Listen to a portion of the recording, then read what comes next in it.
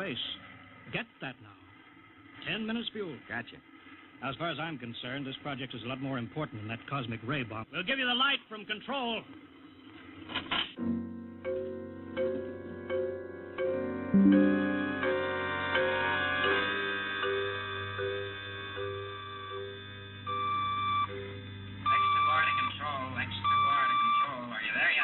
Okay, Steve. Got you on the speaker. I'm ready to go. Mr. Hanson. Ready on radar, Sergeant? Check. Mr. Hanson, you better see this. What is it, Elsie? Message center for Steve. Mrs. Weston just left for the hospital. What? Hello, Steve. Yeah. Stand by a minute. Shall we hold the takeoff, Mr. Hanson? What? Oh, yes. No, wait just a minute. It's too late now. You going to tell him? Maybe he's got enough to worry about. Hey, what's holding us up, Hank? Something on your mind? No, it's nothing, Steve. I just wanted to say good luck.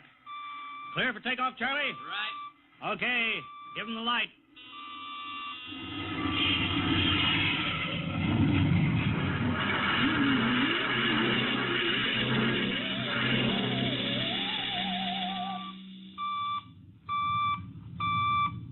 All right, Steve, I'm reading you clear. I'm at 20,000. Airspeed 600. She's running fine. Soundproofing works. There's a third-degree waiver in the AGY pressure. Got that, Charlie? Check. Dead center on radar, Mr. Hanson. 50,000 now. Cutting out the port jet. Now the starboard. Off jet. Airspeed dropping. Opening the rocket ports. Switch sticks a little, Charlie. Oxy alcohol. Pressure is 350. All right, now I'm advancing the ignition key. Here goes rocket one.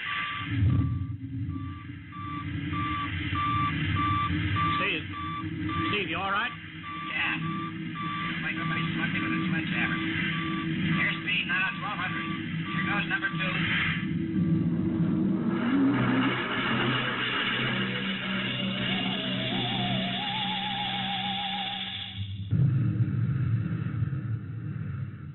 Hello, Steve. Elapsed rocket time is now 4 minutes. What's your altitude? Over to you. Speed 4,400. Still climbing. Altitude 297 miles. All right, you're at the outer limit. Level off for maneuver test. You've got exactly 6 minutes fuel left. Okay. Starting a 3-degree left bank. It's a little sluggish. There, it's all right now. There's a low vibration someplace. Maybe the cockpit hatch. Now I'm straightening out. 5 minutes fuel left. Now I'm starting a 3-degree... Hey! What's the matter? What's wrong? There's something up here. Something shining. What are you talking about? There's something above me, Hank. I'm going to chase it. Steve, you're at the outer limit now. I can see it plain now. Steve, don't go any higher. You've only got 4 minutes left. You've only got... Getting static. I can't hear you, Hank. It's dead ahead now. I'm going to make a pass at it. Get a good look. Hey, it's swerving to meet me. It's dead ahead now. It's dead ahead.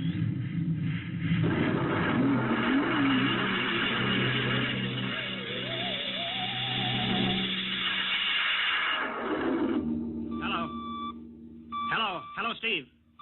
Steve, come in. 9 minutes fuel gone. Still no sign on radar. Hello, Steve. Steve, what's happened? Charlie, get out the crash squad. Tell the Army squadron to alert their search planes. Right. 9.5 minutes gone. Hello, Steve. What's happened? Where the devil is it? Charlie, Hello. for Mr. Hanson. Come in, Steve. We need a search squadron. Come in. No, Mr. Hanson's busy. Hello, Steve. Hello, Steve. 10 minutes, Mr. Hanson. That's the end of this fuel.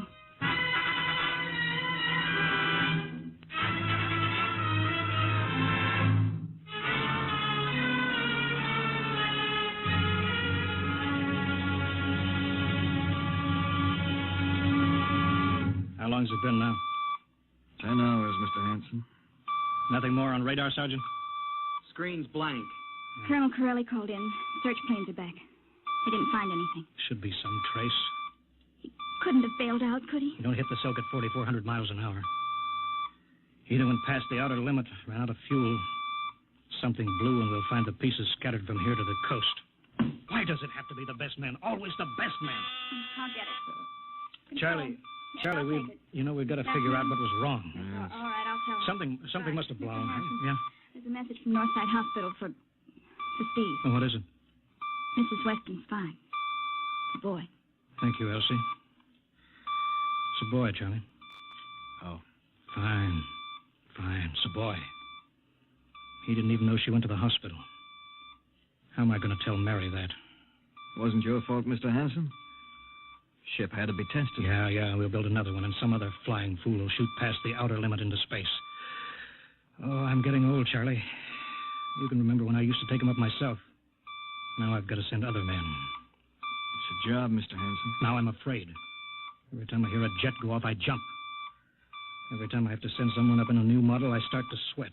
Mr. Hanson. Yeah? I think there's something on the radar. No flights scheduled in, are there, Elsie? We have the whole day cleared. It's coming in behind us. Here it comes over the building. What crazy jockey is buzzing the field like that? Is that an Army plane, Charlie? I can't see. It's turning. Charlie, alert the field. I know that engine. Steve. That's impossible. Look, that's his ship. It can't be. Well, there's no other model like that. It's Steve, all right. It's coming in. Thank God. Thank God.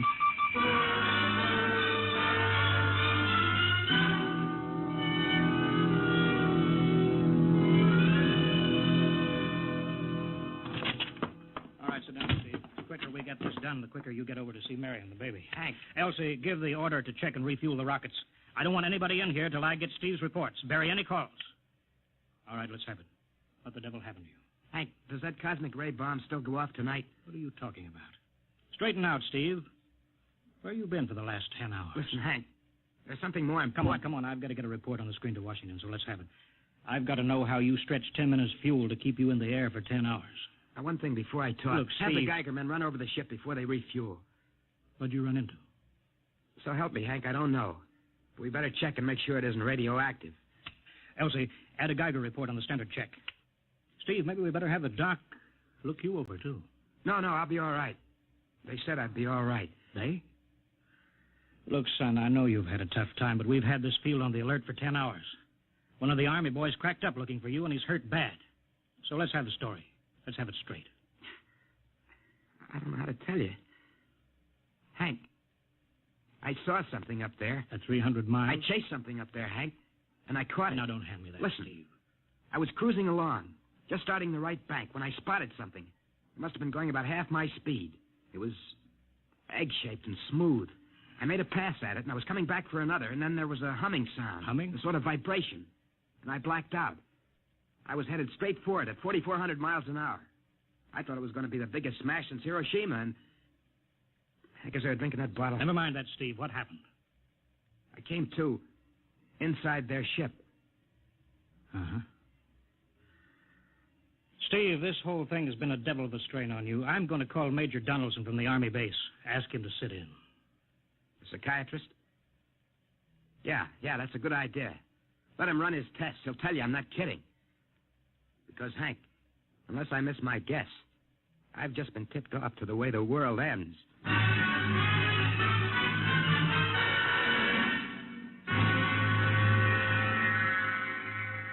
All right, Mr. Weston, suppose you continue your story. Yes, let's have it, Steve. You woke up inside the ship? Yes, and the place was jammed with machinery. Dials, blinkers. I couldn't recognize anything. And you were surrounded by these men from Mars? I didn't say anything about men from Mars. I didn't even say they were men. I couldn't see them clearly. They were just there. Where did they come from, then? Another galaxy. Millions of miles outside of our solar system. That's all I know. You figure out where they came from. And they came all that distance to find the Earth? Yes. Did they tell you that? Yes. You mean they spoke English to you? No, they didn't. It's funny. I hadn't thought. They didn't really speak to me at all. They just planted the thoughts in my mind. You mean thought transference, telepathy? Yes, that's right. Well, Steve, what brought them here? We did, Hank. We rang their bell. We brought them in. Well, how? With our atomic explosions. Hank, that's why you've got to stop that bomb test tonight. I'll give up. Look, you've got to believe me, Hank. Oh, how can I make you understand? Maybe I can help, Mr. Weston. Would you submit to narcopsychometry? What's that? Under proper drugs, I can put you back in this ship by suggestion. Then we can get a playback record of your memory pattern on the audio circuit. And how long will that take? Half an hour. We'll have to go over to the lab. Will you believe me if it checks? It will give us an accurate memory picture of what your mind reports. All right, let's go. Hank, you gotta believe me. We haven't got much time.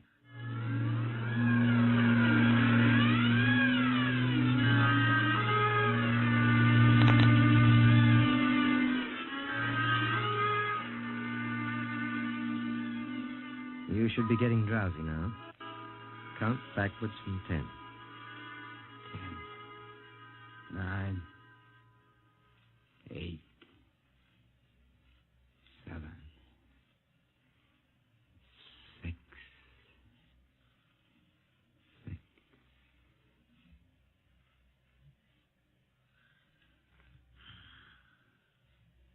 He's under. Now we attach the head plate electrodes. The cortical pickup. Look out for that wire, Mr. Henson.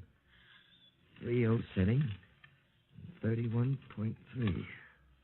Now throw that switch, Mr. Henson. I have to start him off by suggestion. All right, Steve. You're in your ship now.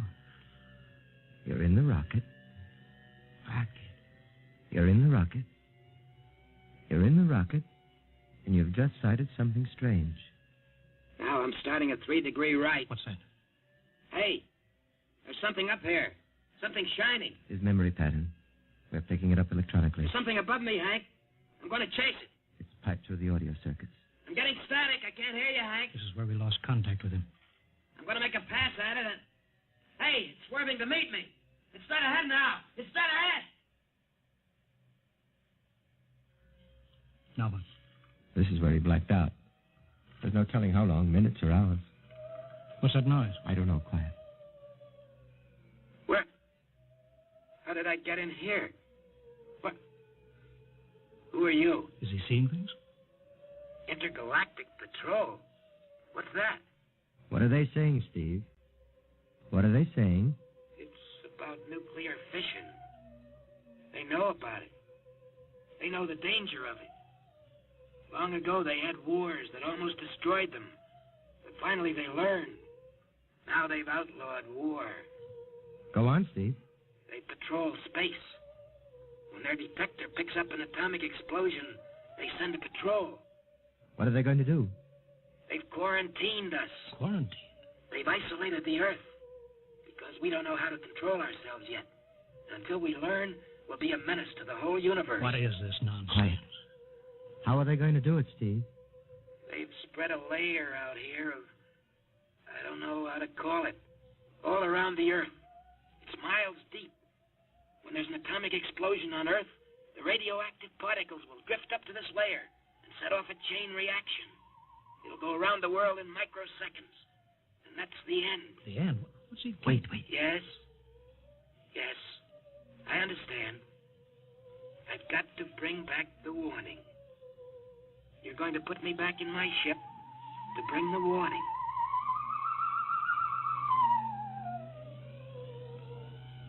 Now what? Blacked out again. I guess that's all.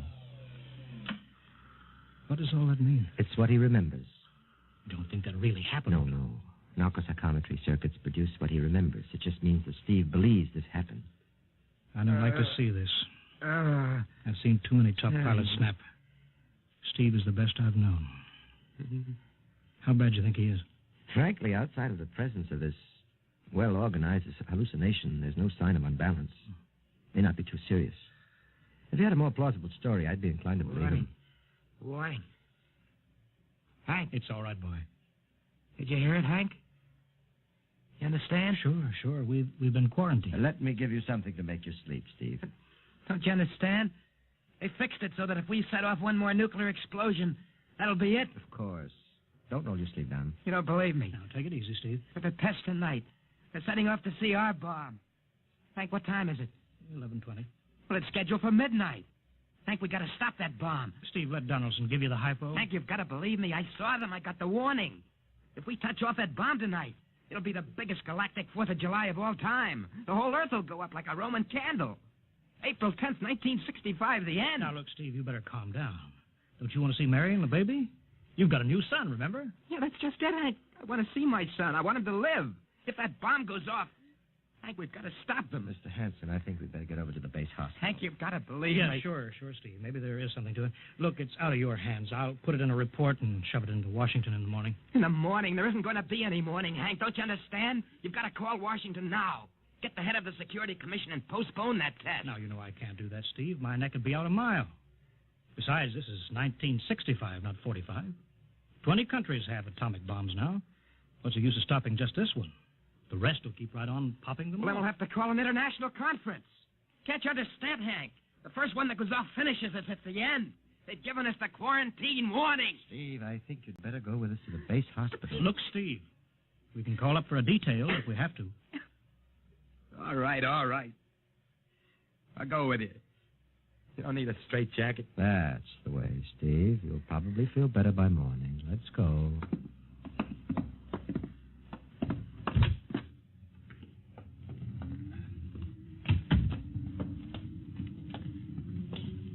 Well, Steve, tomorrow I'll drive you over to the hospital to see Mary and the kid. Sure. Look at the ship under the floodlights. Pretty, huh? You'll be flying her again soon, don't you worry. Yeah, I guess so. What you doing out in the line? They refuel her? Yeah, we got Clausewitz coming in tomorrow from Denver for another test. Figure we give you a day off. That's good. That's Why? Steve, come back. Come on, Donaldson. Steve, wait. He's heading for the rocket. Look, there he goes up. That crazy fool. We can't get at him now. That covers armor glass. He's waving. Yeah, towards control. It's the radio. He means the radio. Come on. I should have gotten help. Oh, the radio's still hooked up here. Hello, Steve. Listen to me, Hank. You gotta call Washington now. Come out of that rocket, Steve. I'll call my men. Don't try anything, Hank.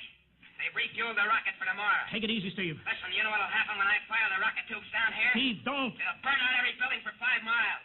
All of us in one big blast. Steve, what do you want? You've got to stop that bomb. You got to call Washington right now. They won't believe me. You make that call or I cut in the rocket. Now, I mean it, Hank. Now, hook my screen to yours in parallel. I want to see exactly what you're doing. All right. Just don't fire those rockets. Get going, Hank. You got 12 minutes to make that call and stop that bomb. All right, I'm making the parallel hookup right now. Donaldson, you think he'll really blast? I don't know. Up to now, I'd almost say he was normal, but now he's liable to do anything, Hanson.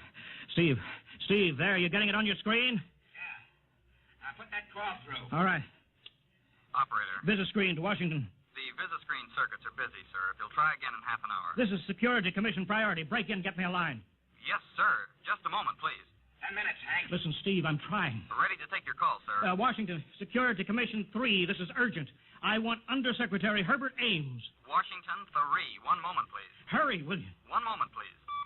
What time is it, Donaldson? 11:51. Do you think he'll fire those rockets? He might. Washington, Visit screen 3. Mr. Herbert Ames, please. that is a coded exchange. I cannot accept your call without clearance. Get it through, Hank. Listen, Washington, put it through. This is Mr. Hanson at San Marco Air Base. This is a priority call. I'm coded. One moment, please. I will check your code number. Get that through, Hank, and that bomb goes off at 12. Will you be reasonable, Steve? Your call has cleared, San Marco.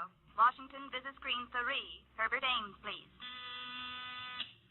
Security Commission Ames. Listen, Ames. Oh, hello, Hank. Ames, you got to get me to the chief. Are you kidding? He's at the test control room. Yes, I know, but get him for me. What's up? You look lousy. Or is it a bad circuit? There's no time. I've got to get him before the test. It's about the CR bomb. I can't take that responsibility. Get that through, Hank, or I Hey, blast. what's going on there? Ames, my project has a high enough rating. This is a priority A call. What? Okay, it's your neck. I'll try to get him for you. He's in the control room, so you'll have to switch off your screen and speaker and go on earphones. Too much going on in there. Security ruling. You hear that, Steve? I've got to cut the incoming screen. All right, but don't try anything. 8 minutes, Hank. Hello? What? You got him, Hank? Yes. This is Hanson at San Marco. No, sir. Priority A request to cancel the bomb test. No, I'm serious. This is deadly serious. We sent the X-2 JTR up today to the outer limit. We uncovered evidence. Yes, on the automatic instruments. What's that? No, possible chain reaction. No, I can't tell you the whole story. There isn't time here. Yes, I'll bring the readings into Washington in the morning. You've got to postpone the test till you see them. Look, I've worked on contracts for the Commission for 10 years. Yes, I have complete confidence in my information. You can record that. All right, I'll call you back immediately. Bye. Hank? He's agreed to cancel, Steve. The bomb won't go off. All right, boy. You can come down out of that ship.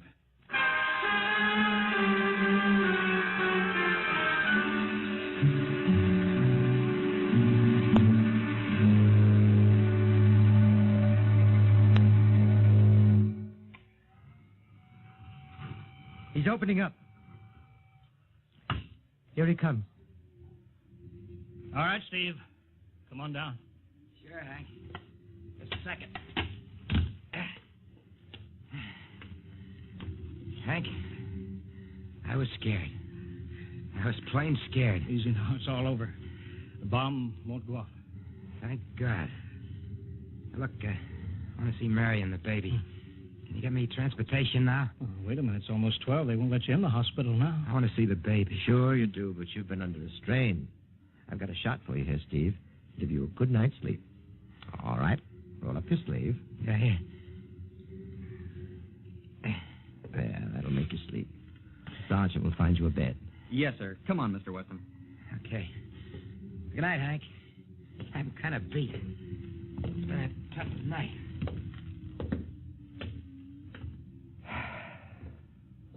It sure has. I thought for a minute he was going to blast those rockets and send us all to Kingdom Come. Yeah. Quite a stunt getting the ray bomb test called off. It isn't called off. But the chief said... Ames couldn't get the chief. I was talking to a dead circuit. Bomb goes off in a couple of minutes. Oh. Poor Steve. He was one of the best. He was the best. 1 in 10 million. Some story of his, poor guy. For a while, he almost had me believing that quarantine. That's a very common delusion. End of the world. Yeah, I suppose so. Ah, it's a nice night. Never saw the stars so bright.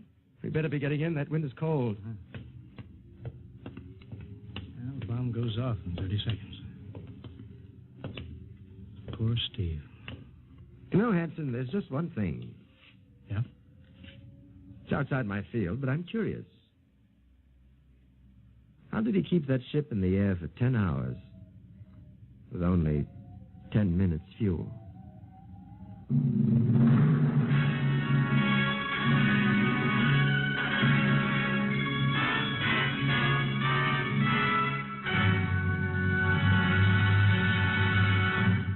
You have just heard another adventure in time, space, and the unknown world of the future.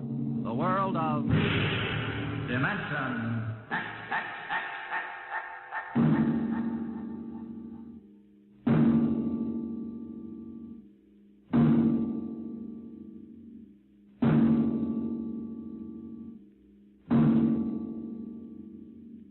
Next week, a star of the future appearing on the program of the future, Dimension X. Next week, Miss Nancy Olson, the talented young actress whose performance in Sunset Boulevard marks her as one of Hollywood's most promising young actresses, becomes the first of a group of rising young artists of stage and screen who have been invited to make an appearance in this series. So listen then for Hello Tomorrow, starring Nancy Olson on Dimension X.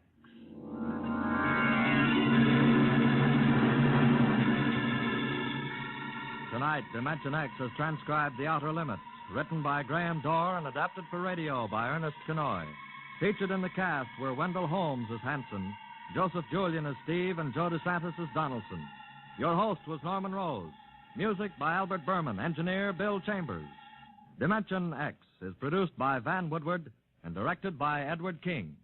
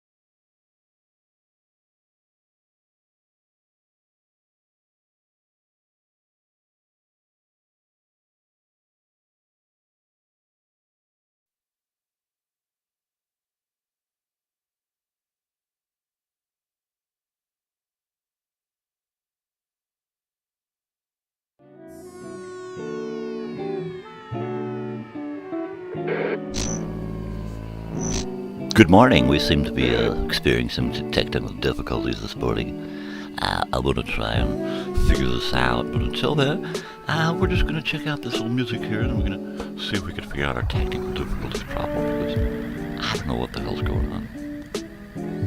I'll be back.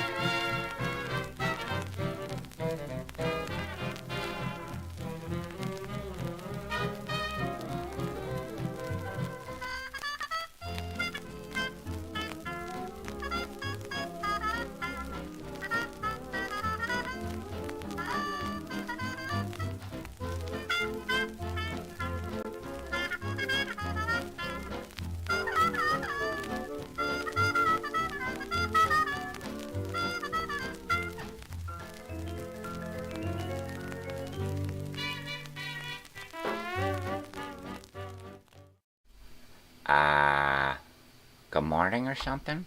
Hey, how's it going, people? What's up? What's going on, man? I gotta turn on the thing for the thing and the thing with the thing. Let's do that one. How's that? Whee! That's awesome. Whee! There we go. So good morning. Here I am. Throwback Thursday. So we're gonna throw back. That's the ticket, cricket. Good morning. Oh, baby. Oh, baby. Oh, baby. Oh, baby. Oh.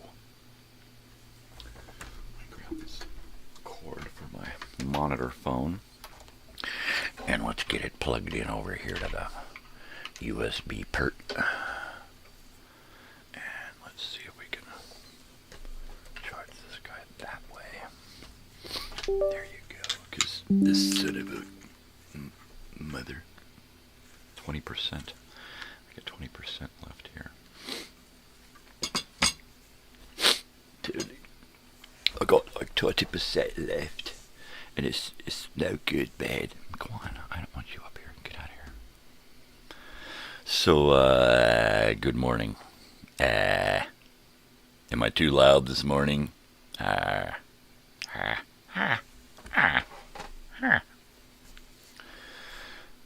first order, let's do a frickin' bong hit because, man. Ow.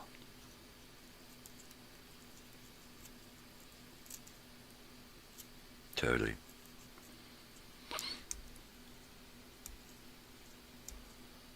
Totally.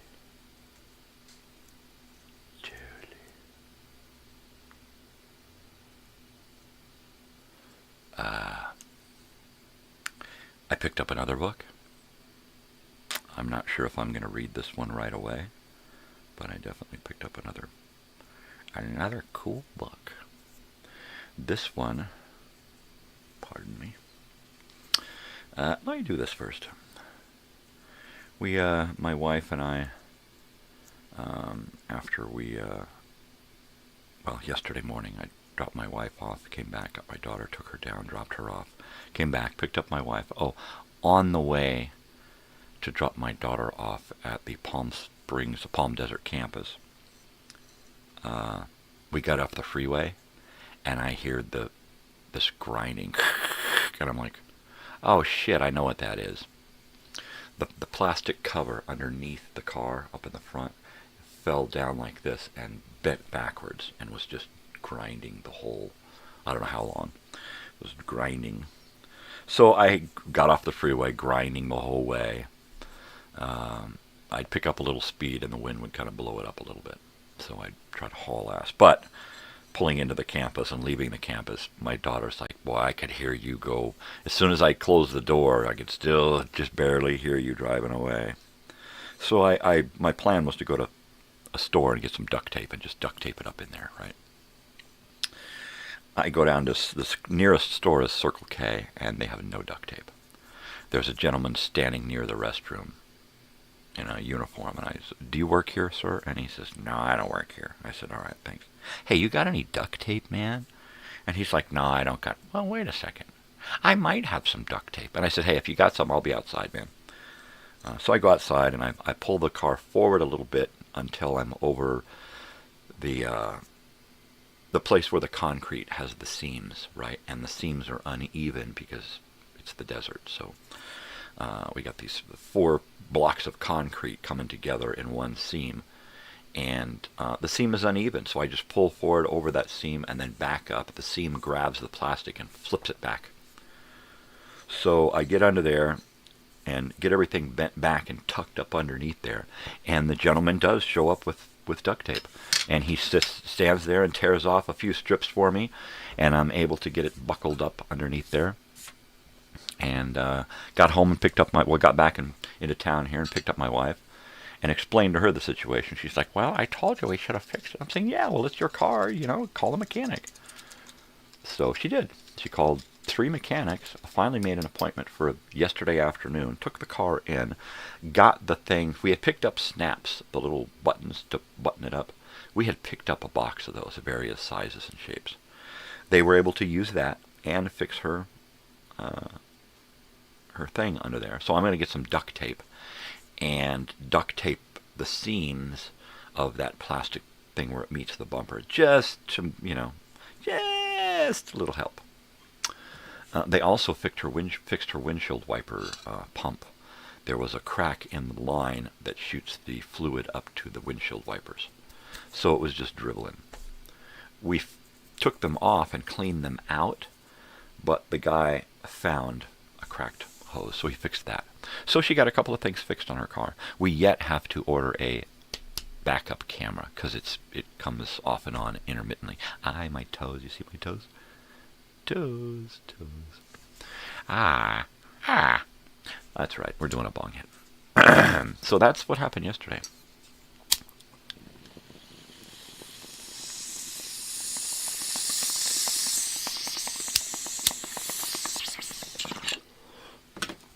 Totally. And then by the time we finally got back here yesterday, before she took off, I was wiped. Just wiped. But right after I picked her up, just down the street, we went to the thrift shop. Looked at a bunch of things. I looked through big clear bags of books. And they had it so you could pick the bag up and look at the bindings and see what was, what the books were about. Didn't find anything interesting. I did find one book. One book. Out of the hundreds that I looked through yesterday afternoon. One book that got me excited. And I'm real excited about this book. So, I kind of wanted my next autobiography to be Dennis Weaver. But, yeah, I'm really considering this here because it's, because it's Michael J. Fox. I mean, come on. Right? So, there we go. There we have it. There it is. So, this book is a couple of 100 pages long. We're looking at 238. About the author, a professional actor for nearly 5 decades. Michael J. Fox is also known for his work as an activist, philanthropist, and author. Michael lives with his wife, Tracy Pollan, and good dog, Gus, in New York City, where they enjoy frequent visits from their 4 adult children. Yeah, it's a nice big book. It's nice. Looks like he wrote this. Stephen, Gary, Nancy, Bob, are those his kids? I don't know. And let's see, this one was written 2010. No. 2020. Oh. He only wrote this 5 years ago. Okay. Okay, here we go. Lucky Man, a memoir. Always looking up, the adventure of an incurable optimist. A funny thing happened on the way to the future. So it looks like I'm going to have to figure out how to get these other 1, 2, 3 memoirs there.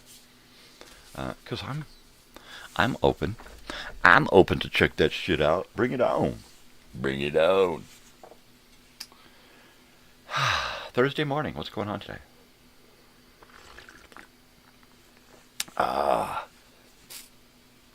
Thursday. It's the day before Friday. And that would make it the 10th. The 10th of April. What do we have here? This is the record of the day. Record of the day is The Moody Blues, A Question of Balance. This is an odd record in that it opens differently than other records. That's great. So let's see, let's spin this around. Here we go. Alright, A Question of Balance. There's some pretty cool artwork. What does this record mean to me? Please don't flop forward. It opens differently, so it's standing like this, and I don't want it to open up and fall off of there, because that won't be nice. What does the Moody Blues mean to me? Well, I had been listening to the Moody Blues on the radio all through the 70s that I can remember, and all of the 80s that I can remember. The Moody Blues were there. I remember in the early 90s they had come out with some new music, and they were all over the radio and TV and stuff, and they were great. At the time, I was dating a girl, and we lived in Arizona. We had moved there so I could go to school. This is Throwback Thursday. I moved there to go to automotive school, and did the automotive school for about 6 or 7 months.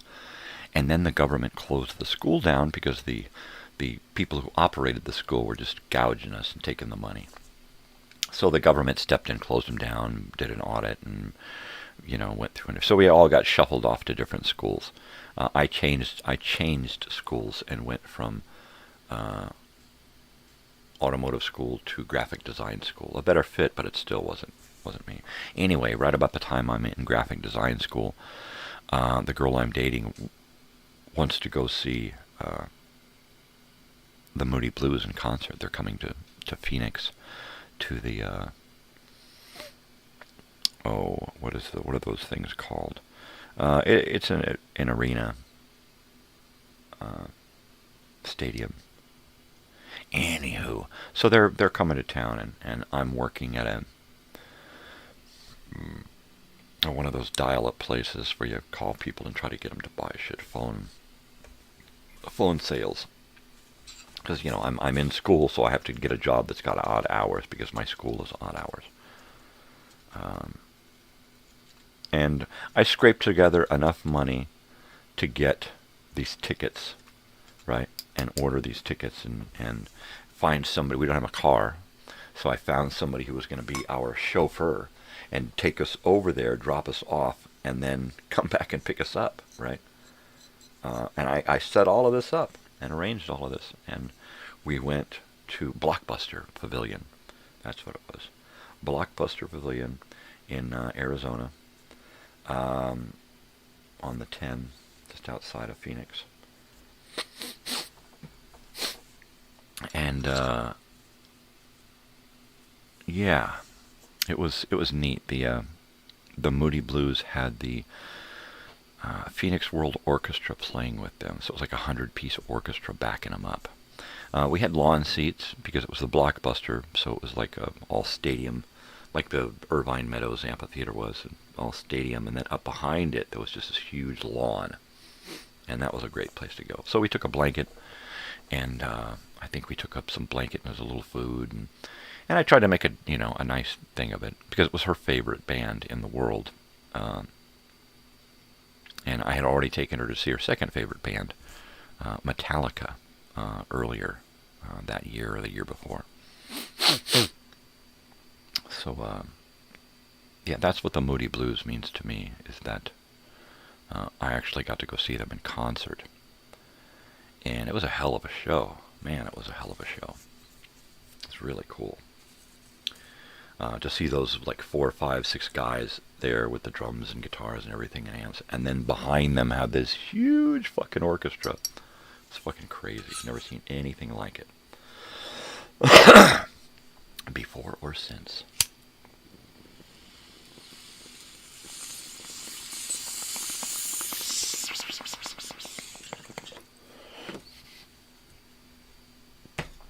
Let's see.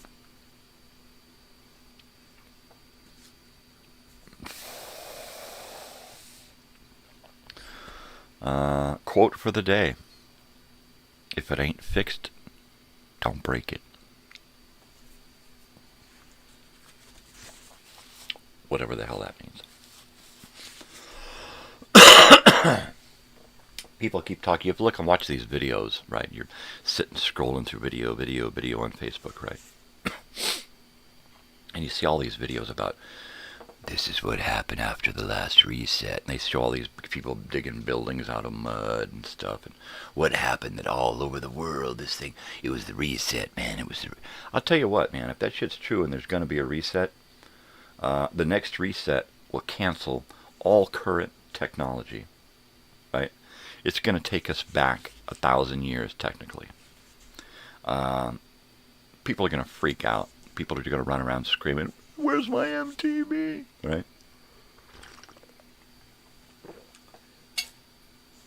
New religions are going to be formed and born from something like that.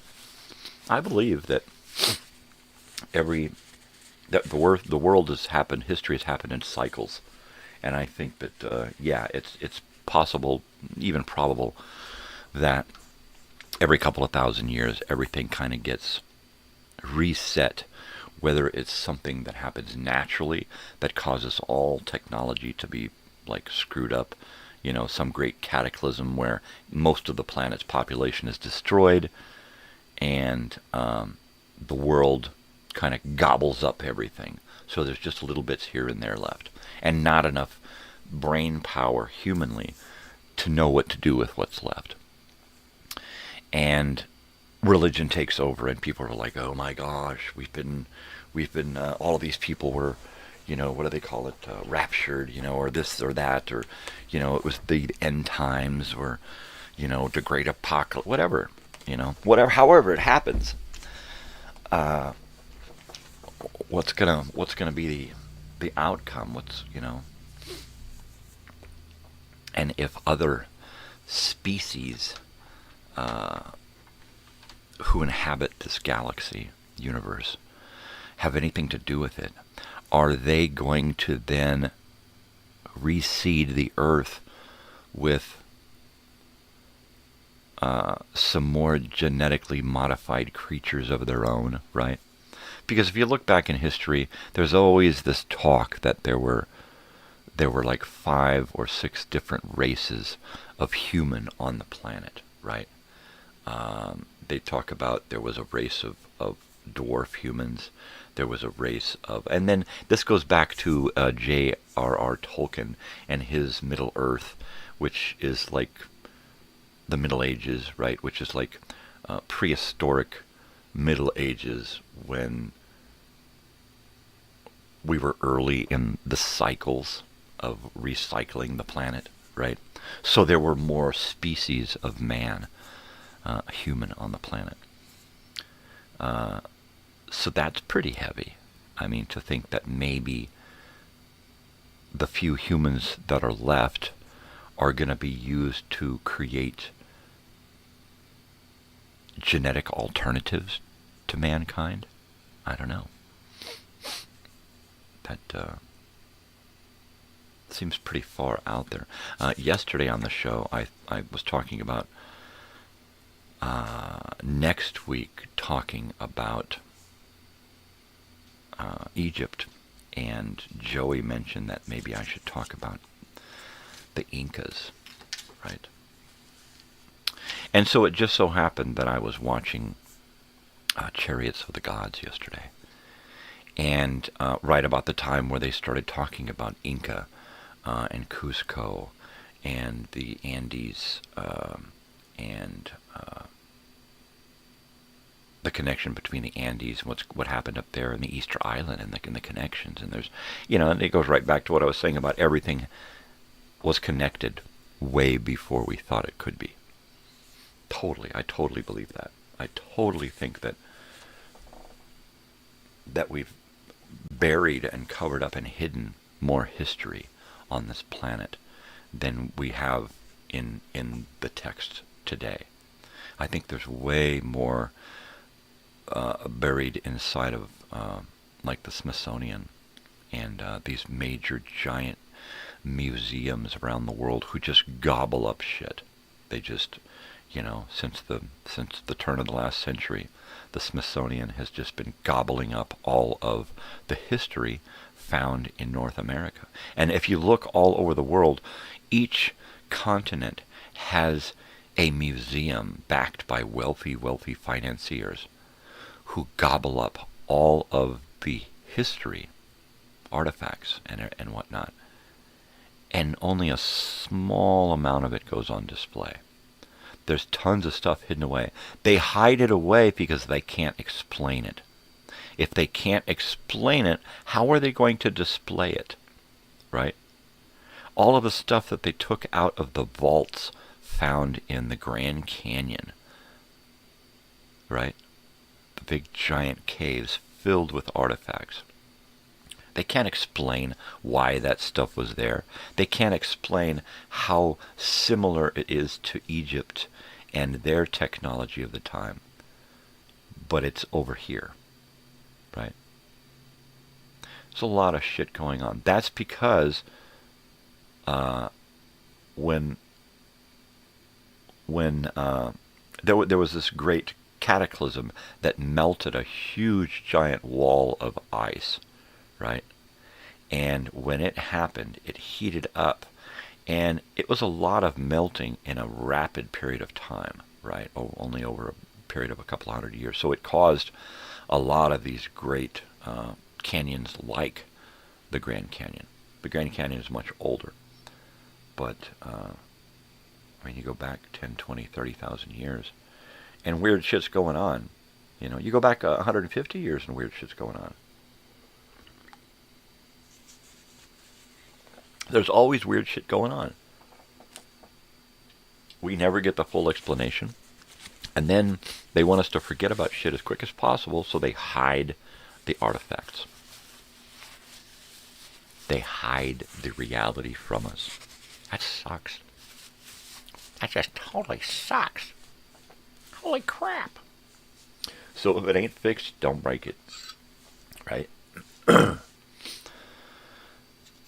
I believe I had technical difficulties early on this morning because my computers went through updates yesterday. Yep, updates. They're more like down dates, man, because they usually fuck me up. They usually just crush me technically. So I show up in the morning, it's like, oh man, this ain't working. Oh, that ain't. Oh man, I gotta readjust this. I gotta reset that. The one thing that happens when my computer goes through updates is this program that I go live from, the OBS program.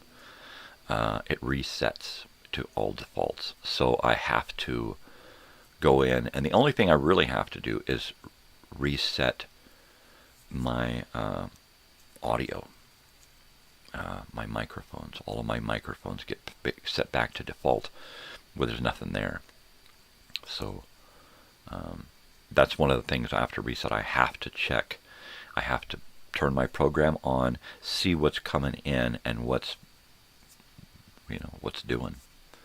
And I started it up this morning, and the first thing I could see was I hit my microphone, and it was deadline, flatline. So I had to adjust the settings on that. Mainly, I just have to go in and set it for these microphones, the Blackmagic Design microphone system, which is the camera audio and video mixer that I use. And you've all seen that before, so I don't need to go into that. We're just about ready to do another bong hit here. We're going to do another bong hit. Absolutely. Let's see, today is Palm Desert, so I will be getting my act together here this morning and heading out of town, and going to spend the afternoon down there waiting for my daughter to do her one class and lab. She's studying psychology at the university down there. So on Tuesdays and Thursdays she does a lecture and a lab. And since her classmate, her school buddy from junior high and high school, who went to college with her, and they went to now they're going to university together. So it's not her day to be at campus. She's an off day for her. She only goes 2 days a week. So the 2 days a week I take her. Now yesterday I got to take her and drop her off because her friend couldn't make it until her class, and which it's great that they have such a an awesome friendship and relationship, because on the day that she commutes down there with her friend only has an afternoon class. So she goes down there early to take my daughter to her morning class, and then waits around until her class, and then waits around till after my daughter gets out of her evening class. Now, I see it as a benefit, because what are you going to do on campus for that amount of time when you're not in class? Well, you're going to study, right? So that's what that is for. And I think it's awesome that she's got 2 days a week that she goes to campus for one class, but spends pretty much the whole day there. So she can have that away from home, away from work, just focus on school time. And that's what my daughter does when she's there on those days, in between classes. She gets shit done so that she has less to worry about at home. Right now, she's got like a month left of this semester before summer, and it's piled up. It's all piled up. So she's going to have to get her act together. Once again, every the end of every semester, she's got to get it together and hit it and get it. And she retains enough, I think, that she'll be able to pull it off. And like I've told her before, look, you're not, you don't have to be perfect at everything. Once in a while, you're going to get a B. Once in a while, you're going to get a C or a D or a fucking F. It's going to happen. Don't think that it's the end of the world. If you don't fail, you don't really know how to succeed anyway. So understand that. And every time I give her these talks, she's like, yeah, you're right. And then she gets an A. And I'm like, well, there you go. She's never once gotten anything less than an A in the university, at college. She might have once or twice through her 4 years of high school gotten something less than an A. I know there was a teacher that she didn't get along with. In junior high, it was like all A's.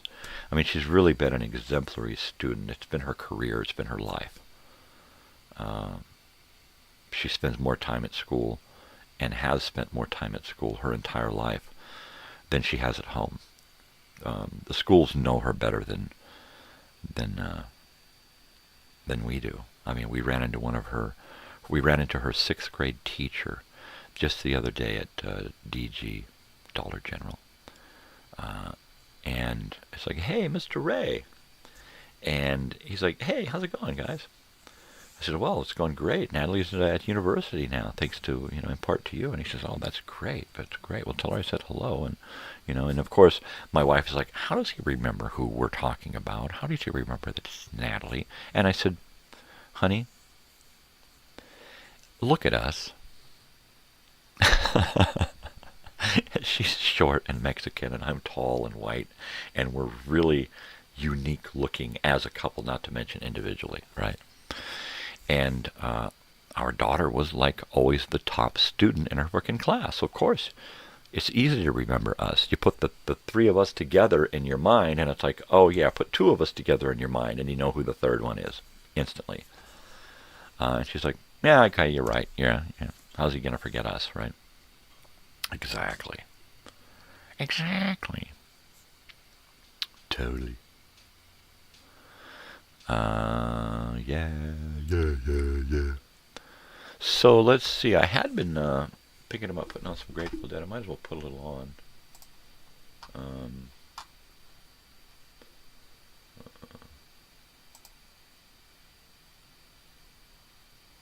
Is this it? Yep, that's it. All right. So we played this on Monday. Yeah, Monday night. I better turn this down.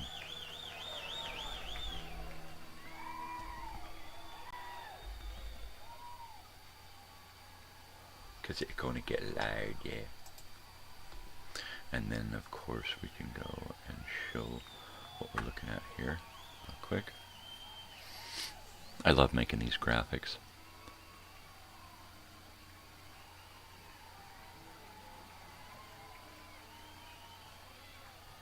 Hey, alright. Woo! Woo! Alright, that's enough of that. Oh my god, nowhere. I better heat up my coffee so I can do this bong hit justice. I'll be right back. You can listen to the crowd some more.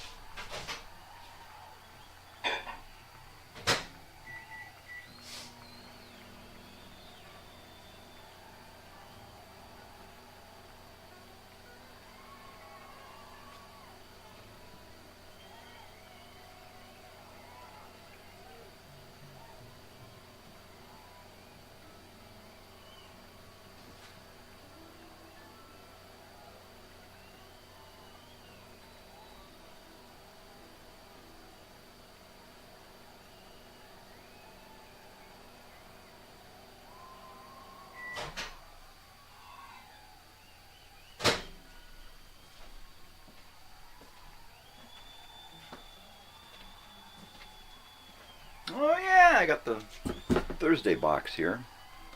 The Throwback Thursday box. We're going to have to... Let's dig through the box here in a minute. So, what do we got on the roster for today? Talking about a new book. Grateful Dead. Arts and Crafts. Encyclopedia. If someone shows up, what I'll do is I'll ask them for something from the past, and I'll try to find it in the encyclopedia and read from the encyclopedia. Encyclopedia, yeah. That's what it's all about, man. Learning. We get to be learning stuff, yeah. I love to learn. Pump up my brain. There we go. There's a little bit of this. Let's show what we got here. Mississippi half-step uptown a Toodaloo. I used to say uptown Toledo because of my dyslexia. Uptown Toledo.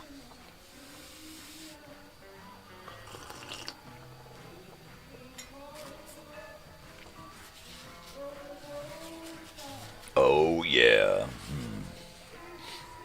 Boogie, boogie, boogie, boogie, boogie. All right. Bong hit. Step. Down. So let's see. The box. Ooh, the box. Well, we'll show you the box first.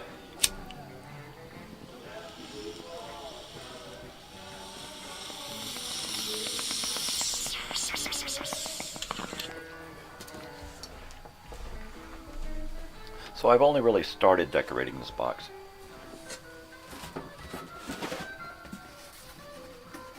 I better switch cameras. Dope.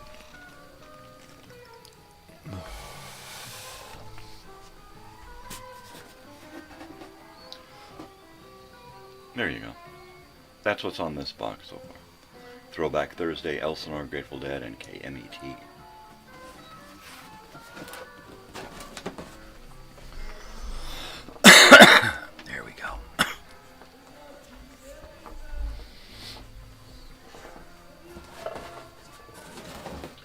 So I went to the thrift shop with my wife. And daughter. The other day. Not to be confused with the thrift shop yesterday. And let's see, what did I get? Yeah, we went to Angel View. We stopped by Stater Brothers, and right next door is an Angel View thrift shop. So I picked up a copy of Bed Knobs and Broomsticks on VHS. Alright. Because this and what you call it?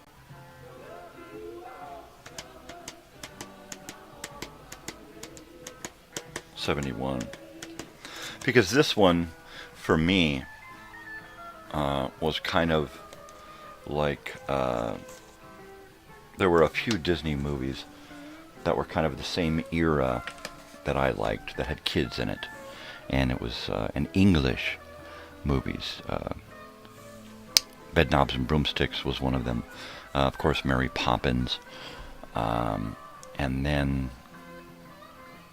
there was Candleshoe with Jodie Foster. That's a great one. So what else do we have in the box from... oh, okay. So I also picked up a 6-pack of Maxell 120s. Alright. Audio cassettes. Recordable. I've got stacks of these. I don't know why I buy them. I collect them. Anytime I see brand new, unopened, just about anything. But when it comes to older electronics... yeah, I just have a Jones for these things. $5 for 6 tapes, brand new. It's a little pricey, but I had to do it. I had to do it. I also found a couple of records. The vinyl was in good shape, but the jackets, they need a little help. So I got this one. Of course, you know who that is, right? Yeah. So, I do have a few David Bowie albums, but I do not have this one. At least I don't think so. And if I do, now I got another one. Right? And, so let's go ahead and switch cameras here so we can get it good. This isn't in too bad a shape, right?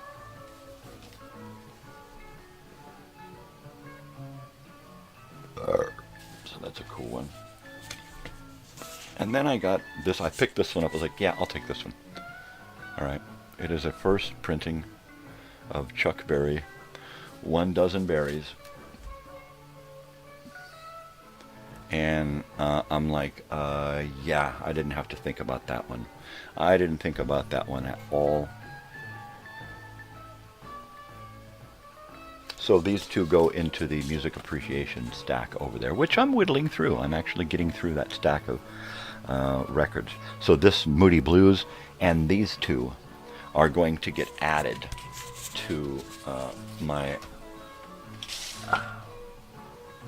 musical appreciation stack, right over there next to the turntable, next to my Radio Shack carousel for 8-track tapes, holding a lot of those compilation tapes. So let's see, while we're looking through the box, what do we want to do today, right? Arts and crafts. We could do, let's do a little bit of arts and crafts in a little while. For now, we'll probably do some more bong hits and drink some more coffee while it's hot. And let's read from the TV Guide again to see what's happening today, back in 1976. Or rather, this day of the week in April of 76. That'll be great. That'll be fantastic.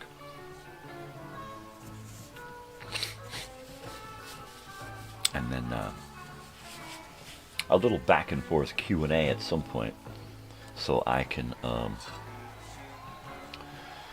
share more facts and stories. Because what are you gonna do, you know? It's a little... I seem a little glitchy. I don't know why. My stuff looks pretty good over there. CPUs look using about 15%, but that's not too bad. Could be worse.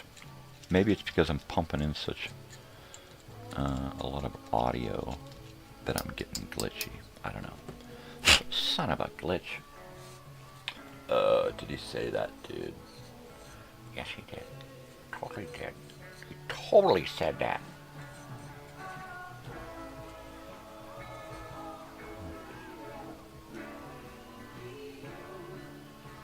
Totally, man. Yeah, I didn't get much sleep last night. And of course, my dog stole the last 15 minutes before my alarm went off. He always does that. He always steals the last 30 or 40 minutes or so. This morning it was only about 15 minutes. Where he gets up and you know, it's like his alarm is set for just before mine. So he gets up and, you know, scratches on the door, goes out, or shakes, or tries to get up and down, up. He's one of those that pogos. He can't get up on the bed, so he just stands at the end of the bed and pogos, right? And then I have to say cheeseburger, and then he's like, what? Huh? And then he's on the bed looking around. So, yeah, he overthinks it. He always overthinks it. It could be the smallest, you know, a foot high, right? And he's like, because he overthinks it.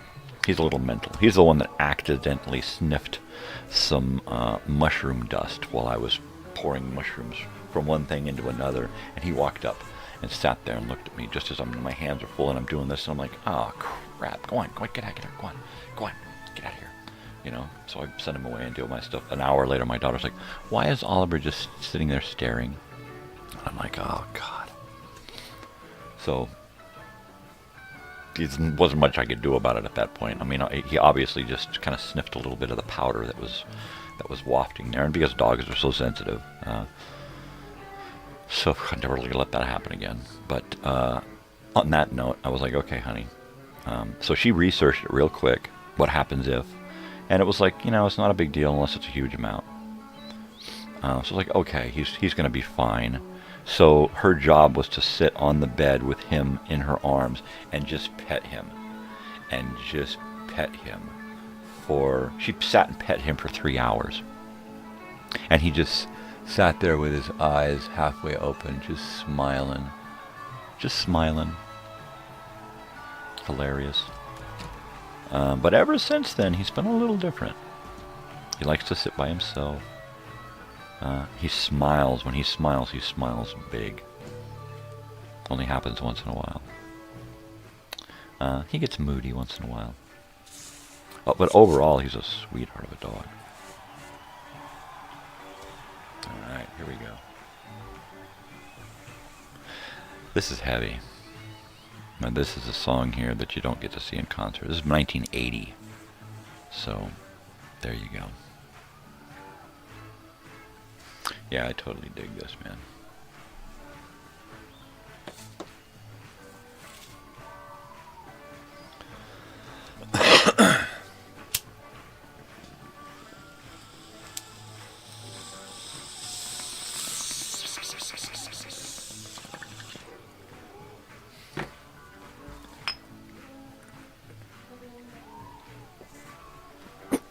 Oh, yeah.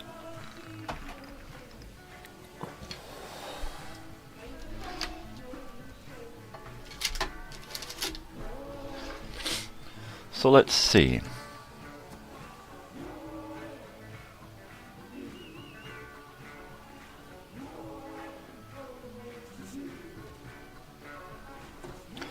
Looking at a box of goodies here.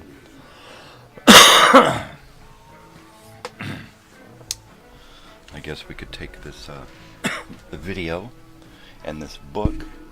Pardon my noise.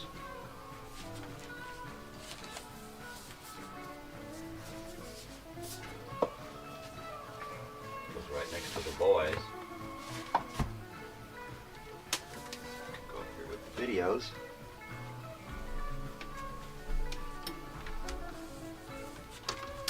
And then let's see, my audio tapes can go down here with my reel-to-reels.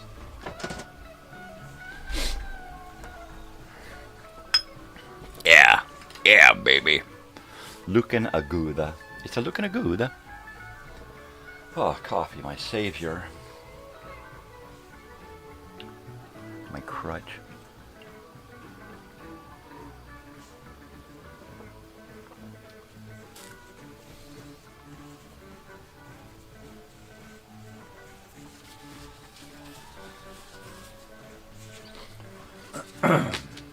Oh, yeah.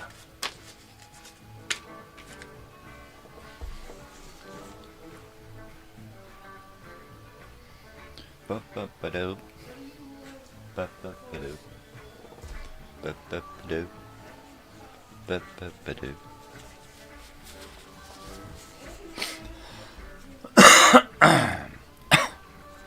Ah, jeez. For the love of Pete. Who's Pete? Ah, jeez. Oh, jeez, there, George.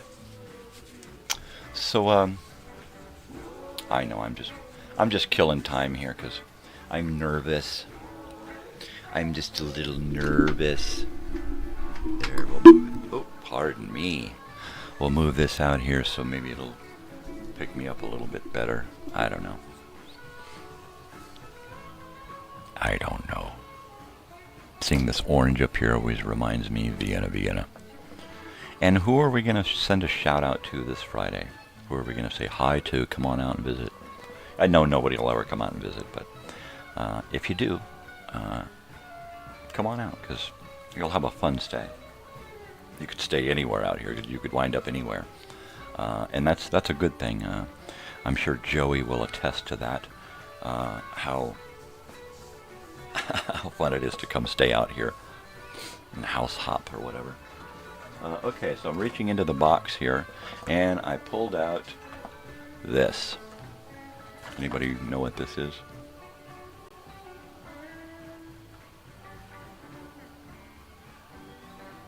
If you're my age, you know what the hell this is. These used to be found right where the kites are in like Stater Brothers or the supermarket. You used to walk in and find these guys. And basically it's just a balsa wood flyer. a balsa wood plane, and 2 balsa wood gliders. There you go. Stunt planes. Pretty cool stuff. I used to take these and actually take several of these and build them into one big giant full body plane.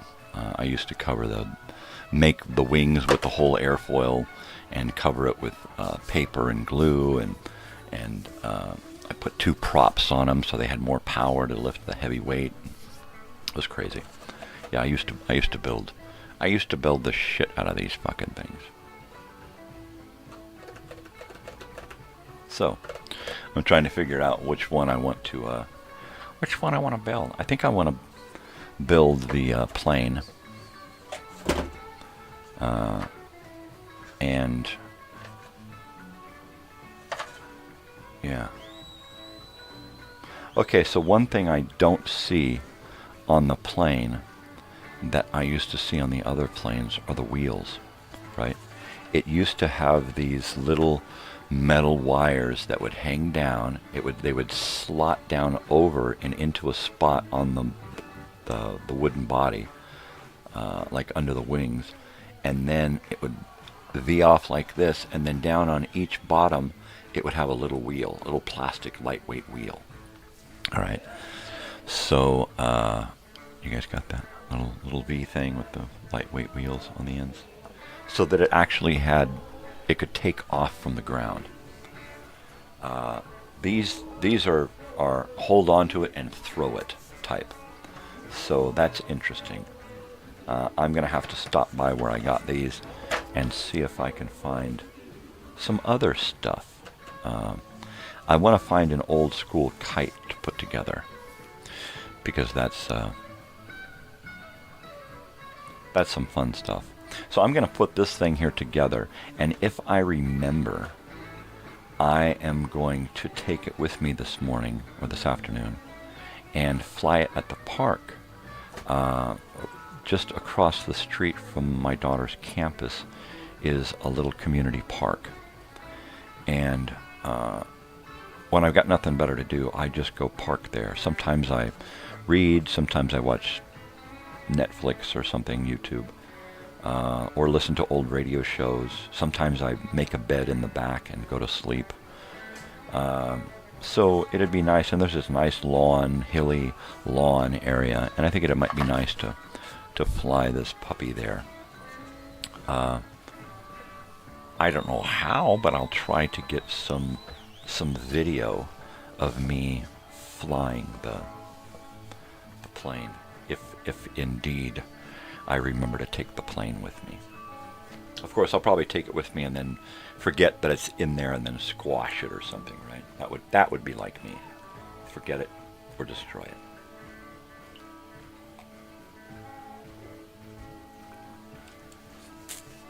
Oh yeah. Oh yeah. Oh yeah. Oh yeah. Oh yeah. Oh yeah.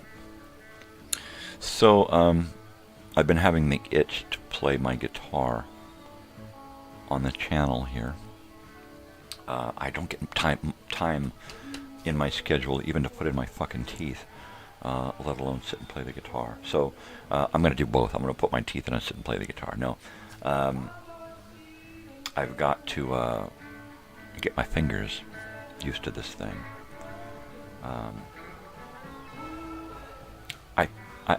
I'm not gonna. I don't want to jinx it, but I need to get a better chair before I can sit and play the guitar. I need to get something with no arms, something wide enough at the chair, so that I can sit in it cross-legged and be comfortable. Because sometimes I have to because of my spine. And something big enough to sit and play guitar in, or have a dog in my lap, or off to one side. So that's one of the goals right now, is to find the chair. Playing in this chair it's really uncomfortable because I have to sit awkwardly in order to be able to get my arms and hands around the guitar. So it's kind of a bummer right now.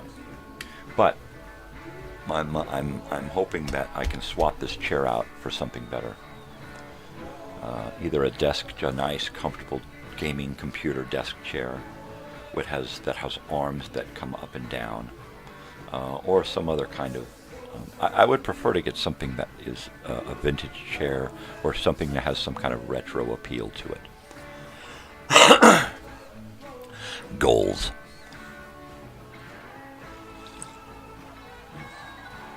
Totally. Oh, creeping up on an hour here. Totally. Well, I'm going to stay on schedule and keep doing some bong hits here. I need to kill pain before I eat and get ready to go. Because I know about the time I'm about ready to go, I'm just going to be like, all right, good feelings gone. So, since that's hours away, I gotta keep going here. Yeah, baby. Why? Because I want to. Helps with the pain, and damn it, I just want to. I enjoy it. And I'm okay with that. I'm okay, you're okay. I mean, ultimately, it's my decision, so. If I'm okay with it, why should you have a problem with it, right? I don't know. I love how other people want to control lives other than their own, right? A lot of these people become politicians because they want to control other people on a grand scale. I'm going to pass a law that prohibits. It's going to forbid you for being you. You're not allowed to be you anymore. No. You can't be you. It's against the law to be you now because I made a law. I'm going to take away certain rights because I don't like your kind. So your kind no longer has rights. It doesn't matter that we're all different. Right? That's the way it is. I think we've come so far. Humanity, historically, sociologically, that aren't we past that? Aren't we past the desire to just group people together and say, you know what, you guys are okay, but these groups over here, they're subversive, they're different. They're not like us. They think differently. Look at them. They look differently. They act differently. They want differently. No, man. I ain't going for it. You guys, you no longer have the same rights as everyone else. Doesn't that completely go against everything that this country stands for? Right?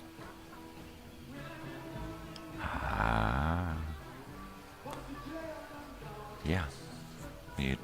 When you just take the Bill of Rights and say, we don't need this anymore. What's a constitution? These guys were old. They didn't think that humans were going to do this. They didn't think that humans were going to be this weird and subversive. Now we need to outlaw these types of people. I mean, doesn't it just seem absurd? Doesn't it just seem a little wackadoodle in the noodle? 'Cause I'm seeing a lot of strange shit going on out there.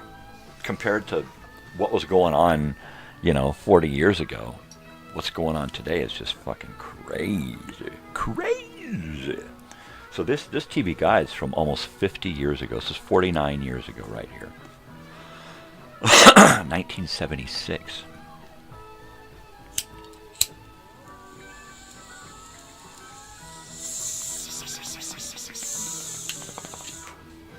There's probably a Thursday night movie or after school special or something that will interest us.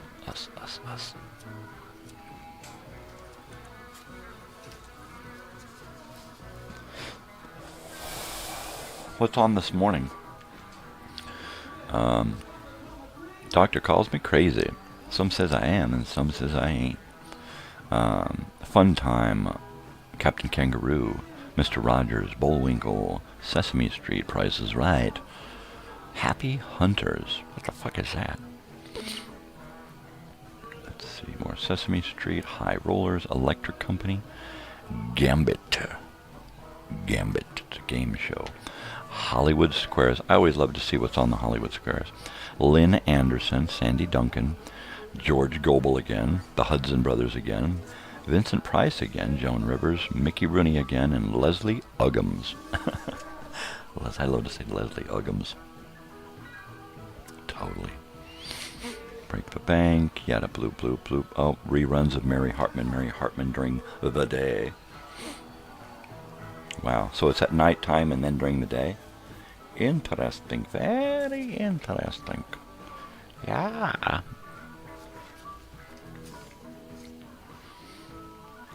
Monkey Business with Marilyn Monroe and Ginger Rogers. It's not my bag. It's not my bag. Ironside, Happy Days. Afternoon, Captain Kangaroo there. Robert Young, Family Doctor. Hogan's Heroes. Let's see, what else do we got here? Anybody there? Is the sound balancing out? Looks like I'm louder than the music on my microphone levels, yeah. So we're getting into late afternoon here, early evening. Star Trek, Gilligan's Island, Partridge Family, Room 222. Ooh, Family Affair. I'm gonna have to find some Brian Keith to put in the old whiz-banger. To put in the old video time machine. Since we've been talking about him this week with that movie Second Chance. If you haven't checked that out, check that out. Ah, yeah. Okay, here we go. We're moving into evening here. Back-to-back Star Treks on 2 different channels. ABC News with Harry Reasoner. Arr. My friend just posted, we're in the Twilight Zone. Yeah, welcome to my world, buddy. Welcome to my world. I'm in the Twilight Zone where I'm kind of right on this razor's edge of the past and the present. I'm just kind of just wobbling that line there, right? Because every day it's a toss-up. I could be in the past. I mean, it really is with what I do and what I'm surrounded with and the stimuli that I have. Input. Yeah. The only thing that really links me to the present is these telephones, this technology, right? So I try to avoid using that stuff whenever possible. Ask anyone at home. My phones, unless I'm working here in the office, my phones are just off or over here charging or away from me. Quite often I'll go take a nap and just be without a phone. Sometimes I leave the house, I'm like, do I go back for my phone or not? Fuck it. Fuck it. Okay, at 8 o'clock Thursday evening on April 15th, 1976, welcome back, Cotter. Gabe is overcome by insecurity after Julie goes on a weekend skiing trip. He's afraid she'll fall for some romantic stranger. Julie is Marcia Strassman. Barbarino is John Travolta. Woodman is John Sylvester. That's the Dean Woodman, right?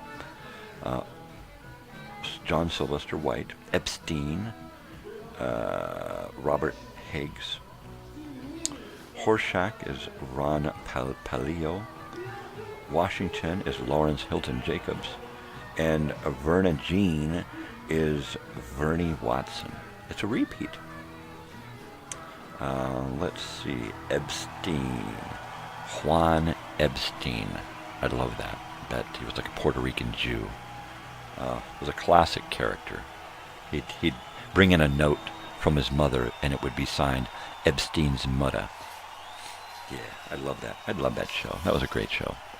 All right, what else do we have here?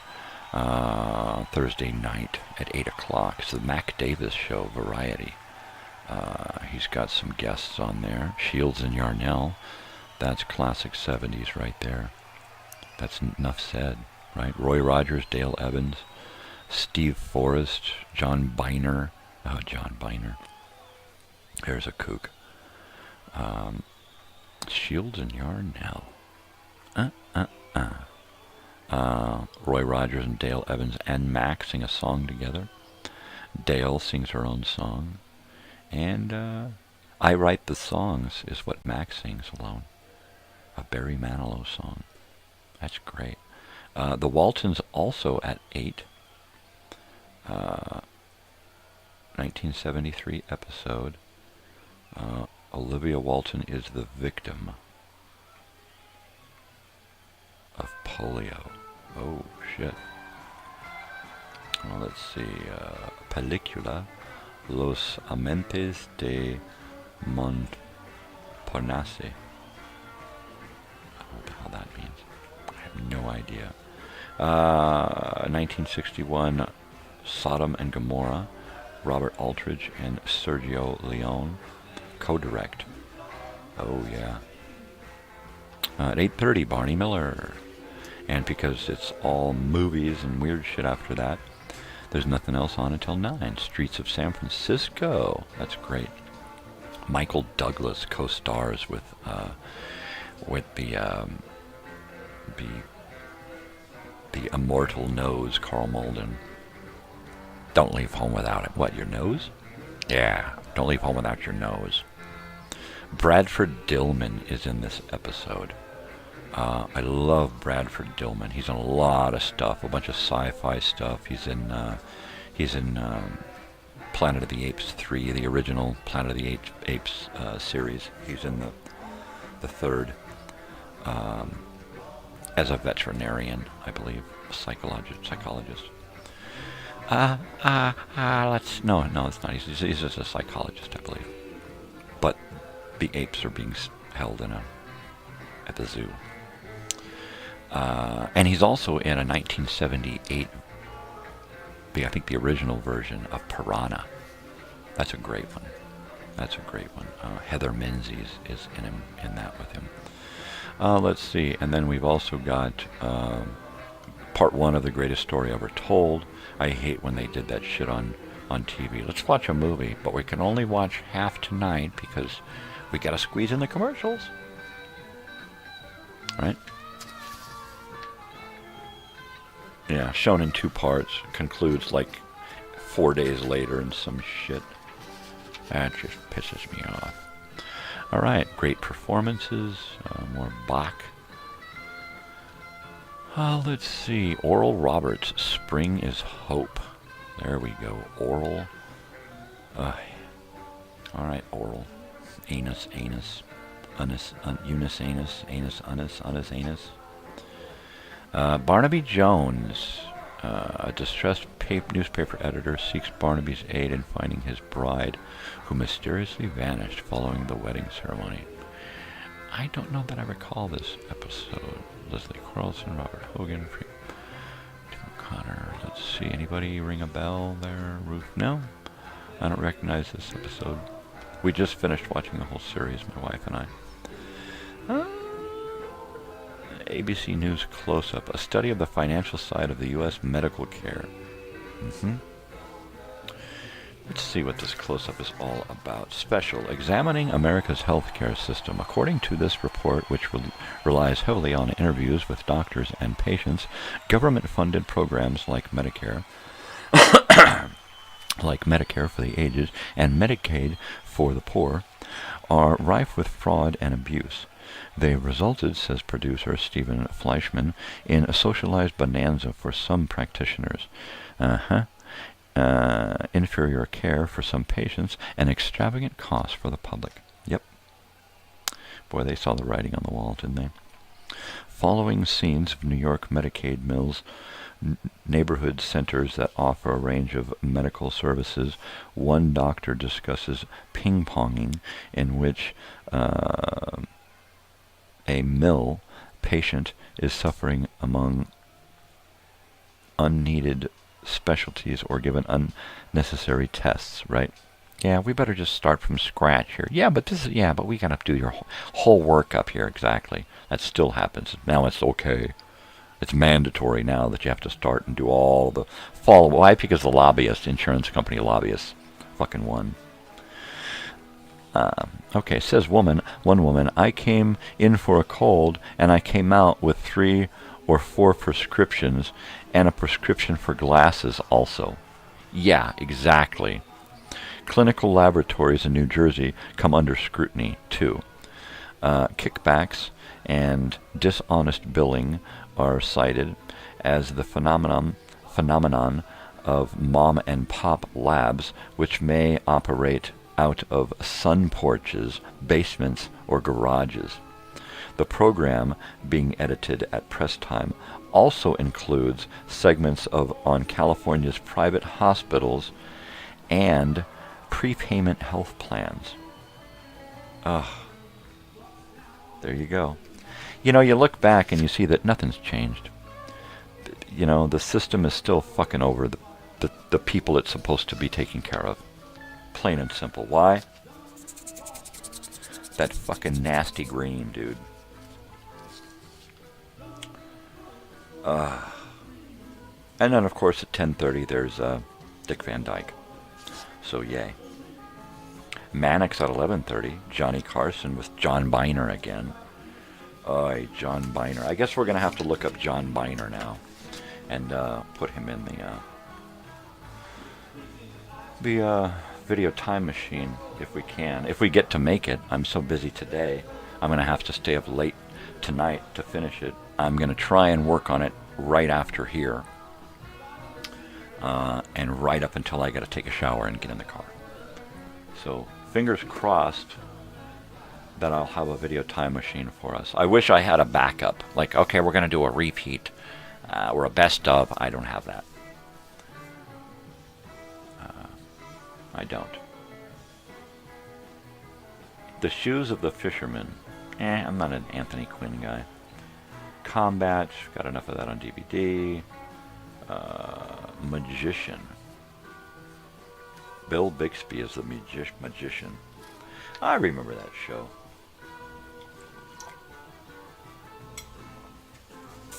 The Hulk. I'm going to say this is right before the Hulk. Okay. Late into the evening, we got another episode of Mary Hartman, Mary Hartman. This is the 4th episode of the series, Mary Hartman, Mary Hartman. Let's see if we can find some Mary Hartman, Mary Hartman. Mary Hartman. Okay. Any late movies? This is where I like to find the late movies, or the ABC made-for-TV movies shit. You know what? There are no good movies on today. We're already into Friday morning. So there you go. There is my there's my TV guide here from 1976, April 10th through April 16th, 1976. So there you go. There's that. Is that going to stay? Is it going to stay? I think it'll stay. Unless I bump the table and knock it all over. That's probably going to happen. So, we've done a little reading from the old TV guide there. I think it's time for a bong hit. Son of a bitch. My gosh. Yeah, let's do a little bit of this. One of my favorite songs that was playing a lot during '95 when I got to see them last. Totally. Every time I hear Jerry play, I think about one of the things that he said in an interview, which it wasn't so much that he felt like he was a good guitar player. He just felt like he was able to not hit the wrong notes as much. And that's such a classic, great Jerry Garcia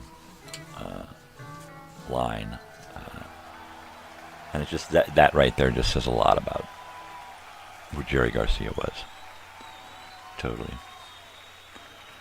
I don't have much Grateful Dead stuff. I used to have a bunch of bootlegs. Don't know where they went. I have a DVD around somewhere, which is New Year's 19 something. And it's a DVD about the show, so it's got the concert, but it's also got behind the scenes stuff, and it's got the crowd and Shakedown Street and interviews with people, and they even do a cooking segment, him and Bob. It's just a great DVD.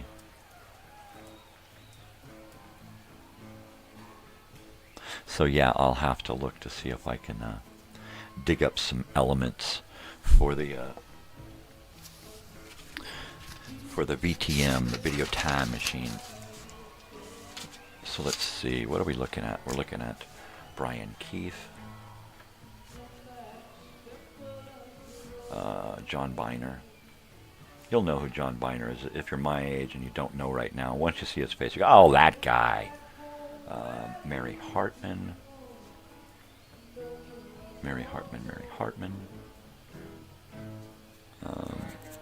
What do we got here? Incas.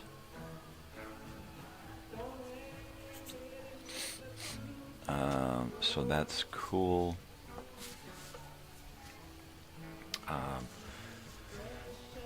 Let's see, what else do we have here? Catalogs. TV Guide. Since we're kind of doing the TV Guide stuff now. So we'll probably find a TV Guide ad. Oh, there's a movie that we haven't found yet. Blue Night.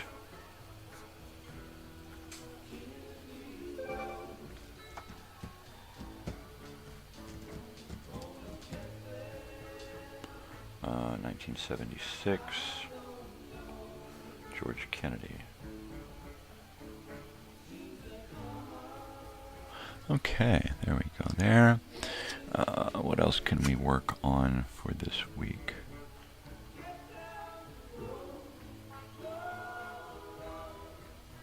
I don't know if I can find anything about Noah Purifoy. Yeah, I didn't find anything. Let's see, we've got a few things there. Yeah, we've got a few. We got a few ideas on what we can do. What's this? This is this week. Oh, right.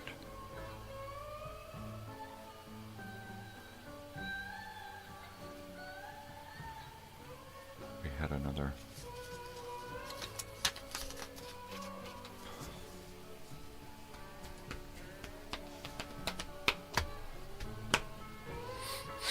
That's the episode last week.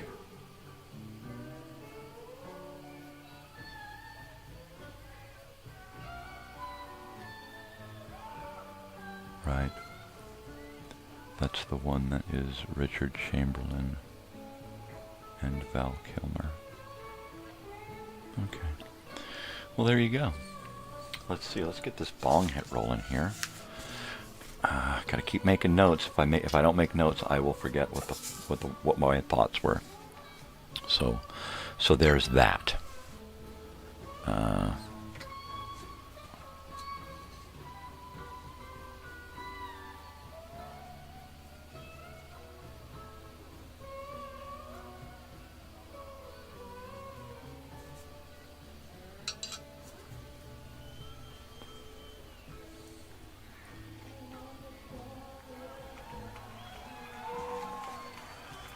That needs heat. Okay, let me get some heat. And then we'll get back to it. I'll be right back. Don't go anywhere. I promise. I'll be back.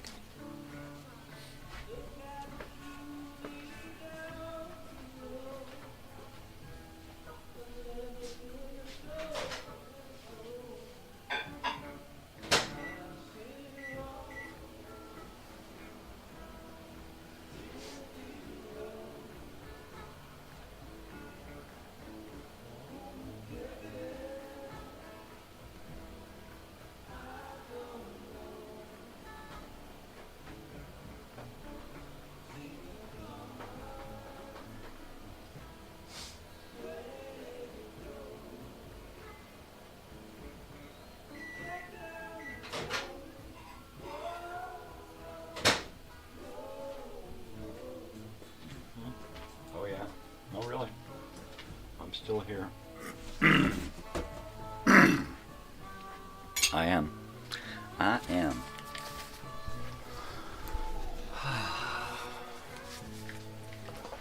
Okay.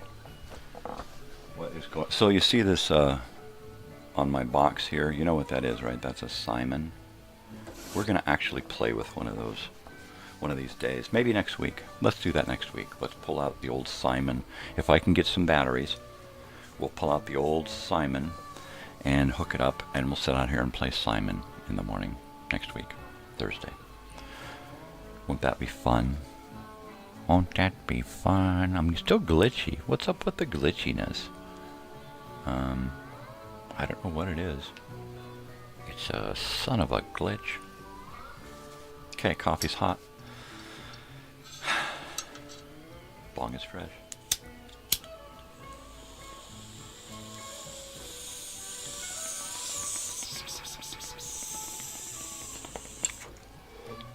There we go.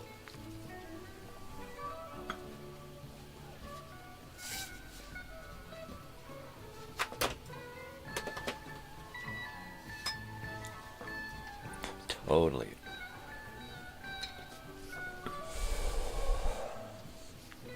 Oh. Just got the word last night that my wife's mother got her passport. And, so I was actually moved to tears. Seriously, I was moved to tears thinking about those three girls, my wife and her mother and her daughter sitting there. You know, 3 generations, they're sitting on the couch. So I'm like, you guys won't know when I'm recording you, but I'll be trying to record you guys talking and, you know, asking her questions, because I want to know. I want to know, you know, things, you know, about my daughter's grandmother, great-grandmother. Is that it? Grandmother. And great-grandmother. And great-great-grandmother. And whoever we can, you know, however far back she can remember at this point. I want to find out about it and try to, you know, try to record for posterity whatever I can. You know, get it for the record. You know, and she's like, my wife's like, they've always lived in the same town. I mean, you know, I'm saying, okay, well, I want to know. Maybe that's what you think. But I said, you know, let's ask. Let's figure out some questions to ask her when she gets here. You know. And because my daughter knows Spanish and I don't, I know a tiny little piece, little bits here and there. But my daughter, she took Spanish 4 years in high school. She took it all through high school and got a certificate in Spanish at the end. And her mother is Mexican and spends every day talking with her in Spanish. So my daughter doesn't really speak Spanish because she's shy, and like me, she's afraid of making a mistake and being laughed at and ridiculed.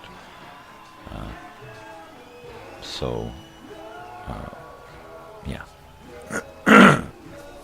In fact, when we're out in public, and like at the store, and I had to help someone who didn't speak any English, and I used my broken Spanish, horrible Spanish, to ask them what they needed. And then they told my daughter told me. And then my daughter eventually started to say, no, you say it like this, or seriously. And then she just started saying, okay, this, and that. And then she started to...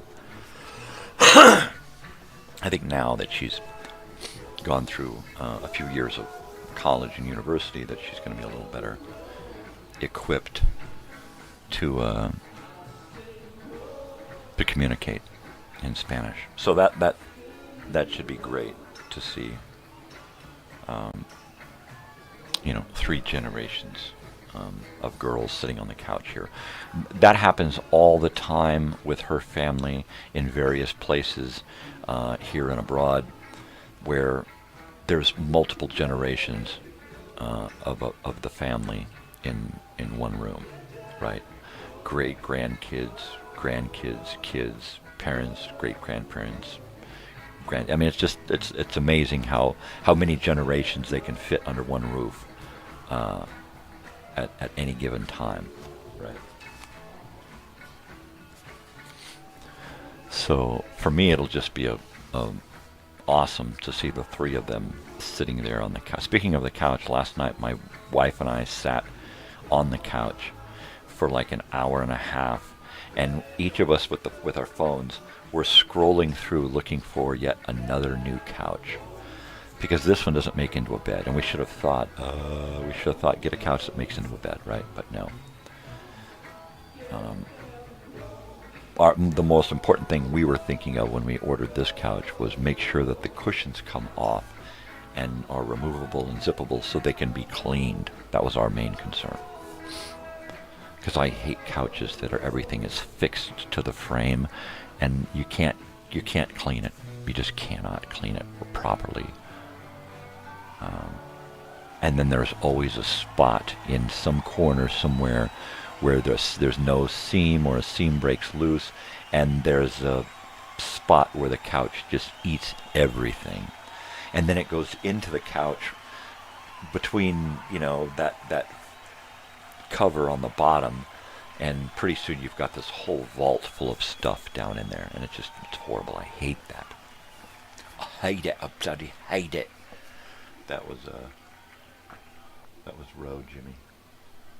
Row Jimmy was that song. My funny graphics.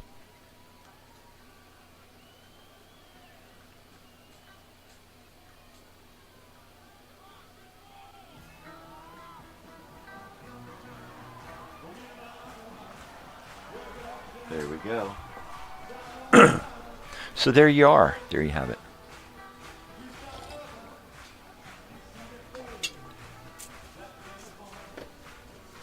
About halfway. It was the hottest part of the day.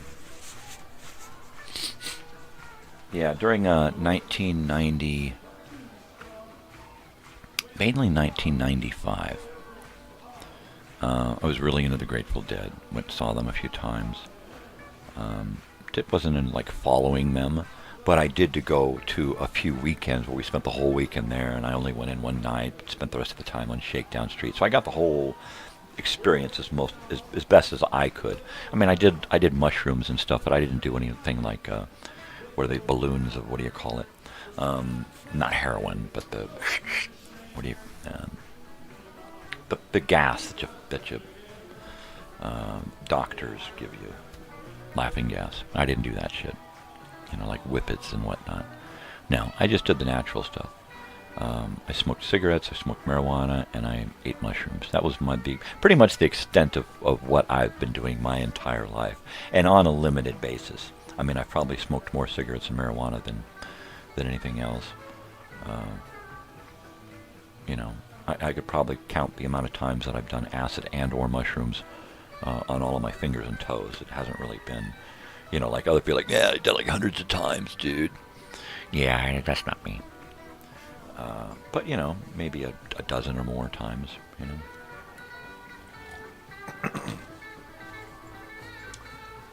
I mean, a lot of the times when my friends were doing acid or mushrooms or something, I just didn't have to. I just walk in the room and go, oh, God, you guys are frying, aren't you? Oh, man. Whoa. And they'd be like, dude, how'd you know? And it's like, oh, you don't even want to know, man. I would just pick up on it, man. I would just sense it.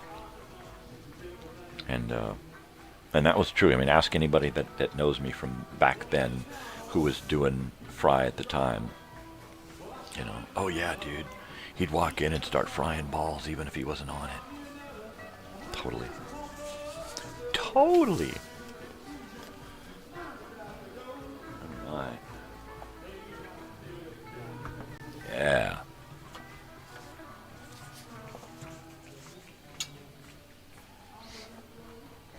Yeah. I like to do the graphic stuff. All right, so here we've got our sky streak. Yeah. soars for over 50 feet. So it's got the instructions on the back.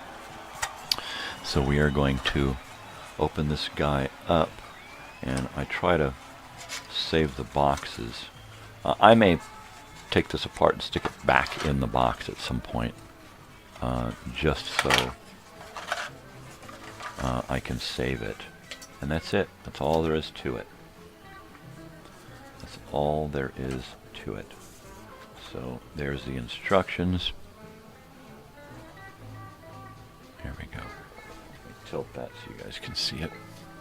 Don't want to have a glare on it. So here's the prop that squirts onto the nose, right? And that's pretty cool. Here's the fuselage. Here's my fuselage. It looks fusel. Wow. Well, and then there's the little nard, what do you call it? Paper clip, a little metal wire there for the rubber band to hook onto. So that means the nose goes down like that, right? So the rubber band can go from here to here. All right, if you need help, there's instructions there. I did a lot of these when I was young. Why? Because they were cheap, and I could buy them with the change that I had in my pocket, or I could talk one of my parents into buying them because they were cheap. Both my parents and the toy were cheap. So it's important to get this out of here without cracking the stuff here. There's the cockpit. So let's get the cockpit out of here. And there's a little dude in the cockpit there. Alright, sound effects are free this time. Alright, and I got that out successfully without breaking that tip. Because the grain is going this way. So this part here has got a slight crack in it. And it's probably going to be the first thing to break off when it hits the ground. So there you go. Now, this wing looks really sturdy, right? These smaller parts don't look as sturdy. This rear wing, this looks pretty good. This one looks pretty good. This back fin here doesn't look really, really good.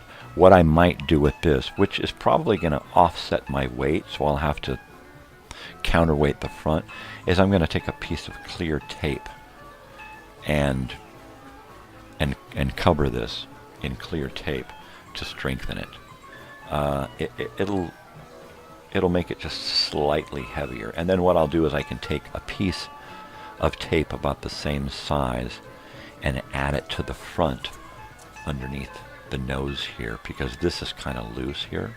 So I can afford to put a little piece of tape on there, which will give it a little balance, right? So there you go. But for now, we can put this together because it's pretty cool. So this goes like this. This is the bottom. This is the top up here. So we're going to take this wing first and put the wing through its slot, and we're going to get it through nice and smooth. And we want to make sure that it's facing the right way. So that's why we read it like this.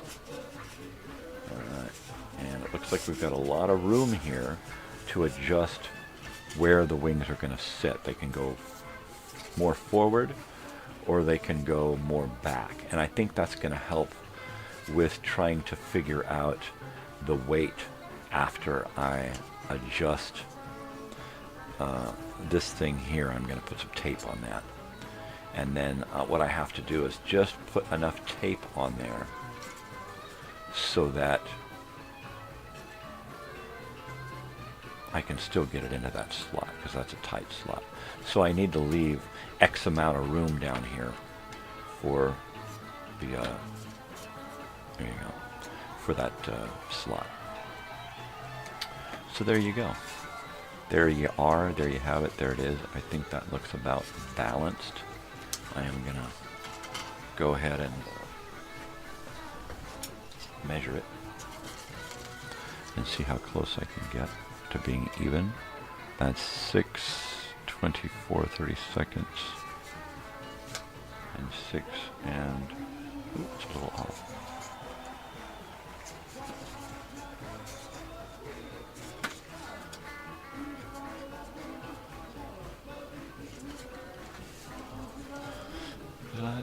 Well, look at that. There we go. I didn't realize that I was off camera there, but nobody was there to tell me, so there you go. All right, so this is what we have here. This is my fuselage. This is the where the rubber band goes. This is the wing that we have put through these slots. All right, here is the tail fin that I'm going to have to cover in some kind of clear tape to make it sturdy. Right, I have to seal it up. Some kind of clear tape. Just taking some measurements here. We are way off now. Just taking some measurements, trying to get this thing centered.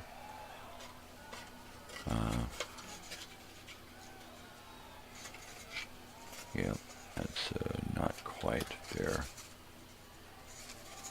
And we're going to go over there just a little bit more.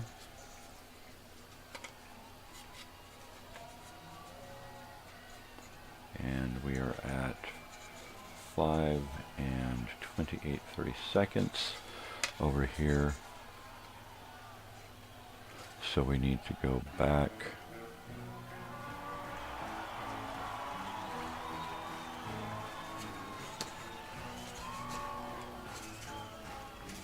Just a little bit. No, the other way. So we should be looking at in between. So we are at 26, 30 seconds about there, and we're about 26, 30 seconds there. It looks like about even, just over 26 on both sides. So that's that. Be nice if I had something square. Nice if I had something square here to...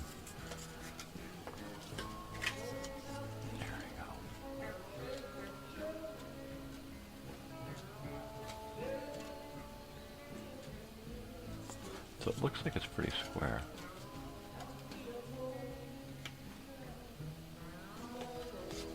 Come just a hair. Okay, so that looks pretty square. So now I'm just going to draw a line so we know where the center is. Put a line on either side, and we'll know when it hits the floor and goes wonky again. We'll know. Seems to be off to one side, a little heavy off to one side. So I can use that line to then adjust it just a hair. Use that line. So now I just bury that line in the fuselage, and now it sits a little to that side. So we're going to do straighten it out. And let's squirt it out a little bit over here. Yep, so it's just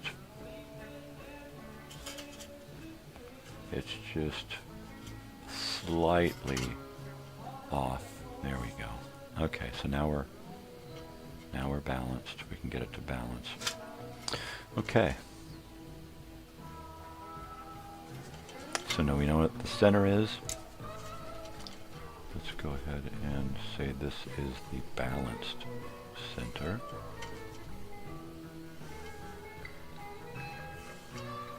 All right, there we go. We are balanced. Okay, balanced.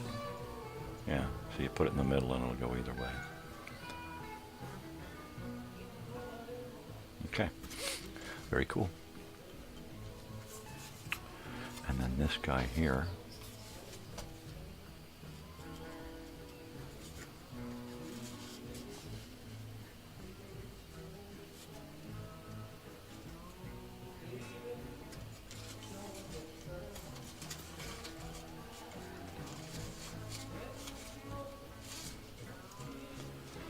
go. Yeah, do people use rulers and shit when they do this? Probably not. Probably not. I'm a little anal, retentive. He's got a little what? He's got a little what? Yeah, that's what I got. A little what? I got a whole lot of what. I mean, I've had the whole what my life. A whole lot of what my entire life. Is that what I said? So this one is 8 here, 8, 9. And this one here is 8, 9. Okay, that's good. So there's that.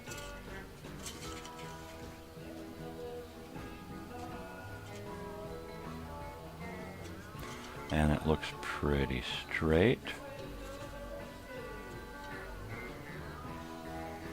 So we can put some lines down here so that when it crashes, we can kind of get it back to normal as quick as possible without having to futz with it and adjust it. Because that happens. That happens. All right. So we're looking pretty good.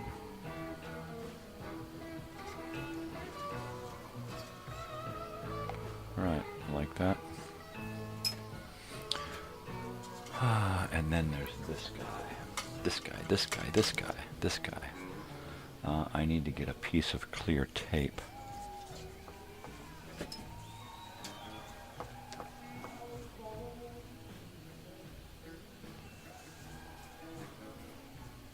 Oh man, my eyes are horrible. So I'm going to grab some clear tape real quick. I will be right back. There is our project. Hold on a minute.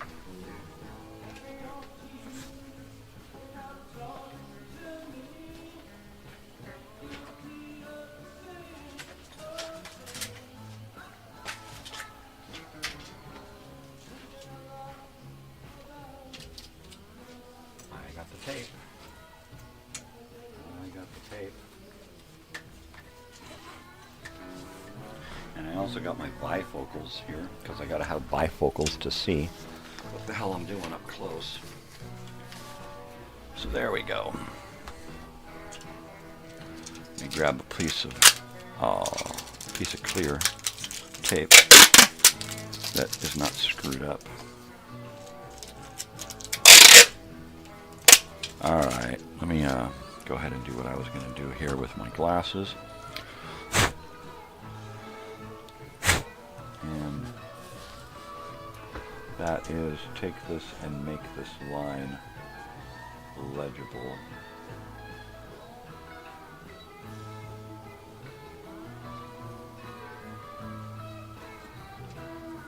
So I know where to put the tape. There. The tape cannot go beyond that line. So let's see.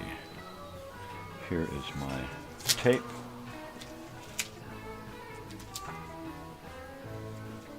And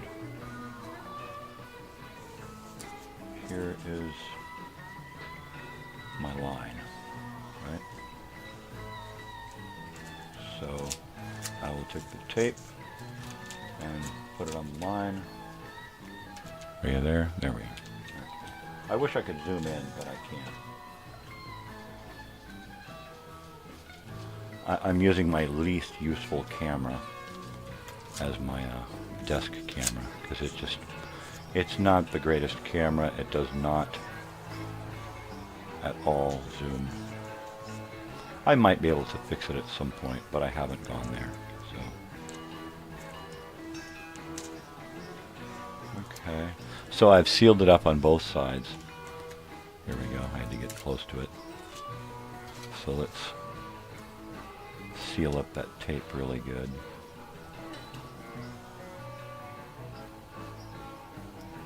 So it's now sealed up and waterproof as well. But most importantly, it won't snap off as easily. It's got some durability. And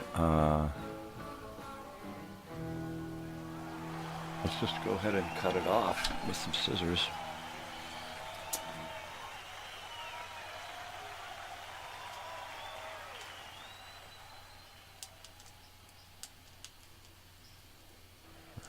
There we go.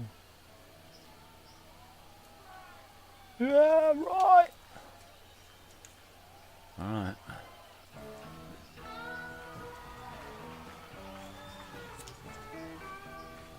Let's see, I'm just kind of taking it, making sure that this is pushed down and it's safe. Let's just do this real quick. I won't take my hands off of it.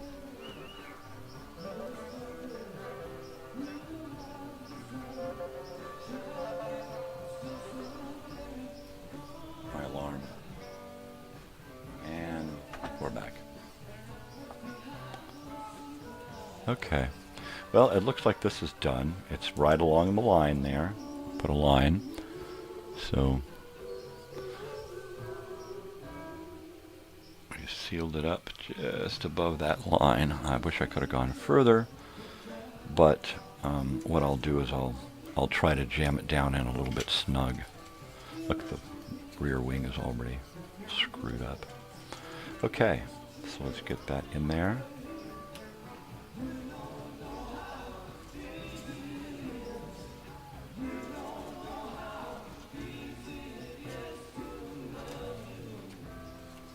Okay, looks like we're in.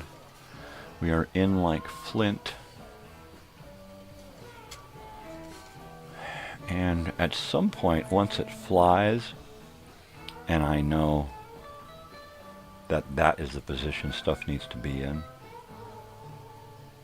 sometimes I'll actually put a little dab of super glue in there to keep stuff, you know, like a little Loctite. There's a little dab here and there to keep it stable. You know? So the last step here, in our last 15 minutes or so, is to put on the drive, the motor, the rubber band.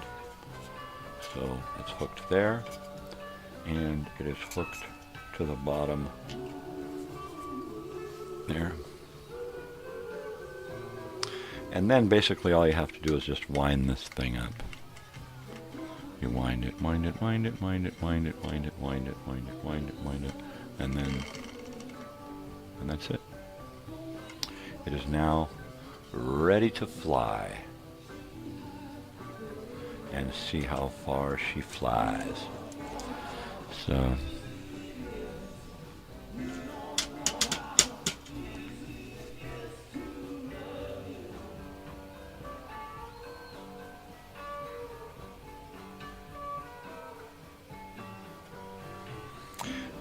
oh, I looked down and my stuff has stopped. I thought I was off the air, but my alarm paused my live play there, so I was a little frightened. All right, so I'm going to put my tape away, put things away. I have successfully, my glasses, I have successfully built my first flyer in, I think the last one that I built was in 1990, 91. That would be the last time that I built one of these things. Yes, I was an adult. I was in my 20s. And that's when I was spending a lot of time living alone with my father up in the mountains.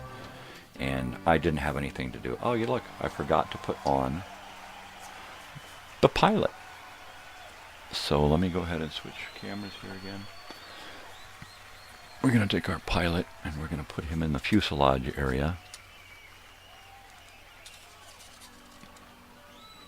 And get him nice and snug.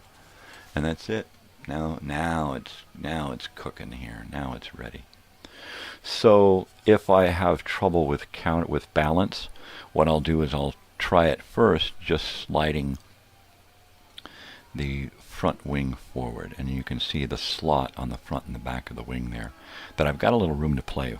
So I'm hoping that I can just adjust it backward or forward and get a good long straight flight out of it. It says it goes over 50 feet. So I'm real excited, real excited about having this thing fly. So if I remember, I'll take it with me this afternoon and fly it at the park so we can check it out. Very cool stuff. All right, people. I am just about ready to get out of here for the day. It's amazing that this is one of my favorite days of the week, and I haven't had anybody stop by and make a comment. I was going to do some reading out of the encyclopedia, but I have nobody therefore here to ask me a question, so I will forego that. What I will do is what I know, and I'm going to do some bong hits, baby, because we got about, 10 minutes or so left on the show, and, this is my time. Once I get done here on the show, I'm done with coffee, done with bong hits. I'm on to the rest of the day, So, and probably won't get back to said bong hits until later on in the evening when I'm done doing shit for the day. So, sometime between now and when I leave, I'm even going to get a little nap in so that I'm well refreshed before I go. And there you go. So, that should be funny. What song is this?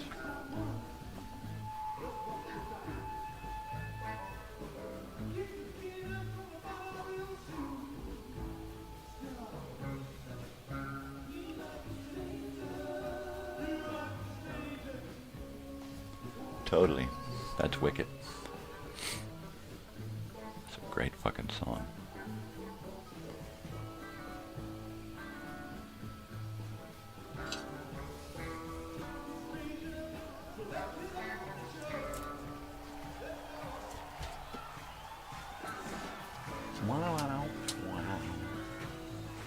A piece of tape stuck to my blotter there. I don't want that.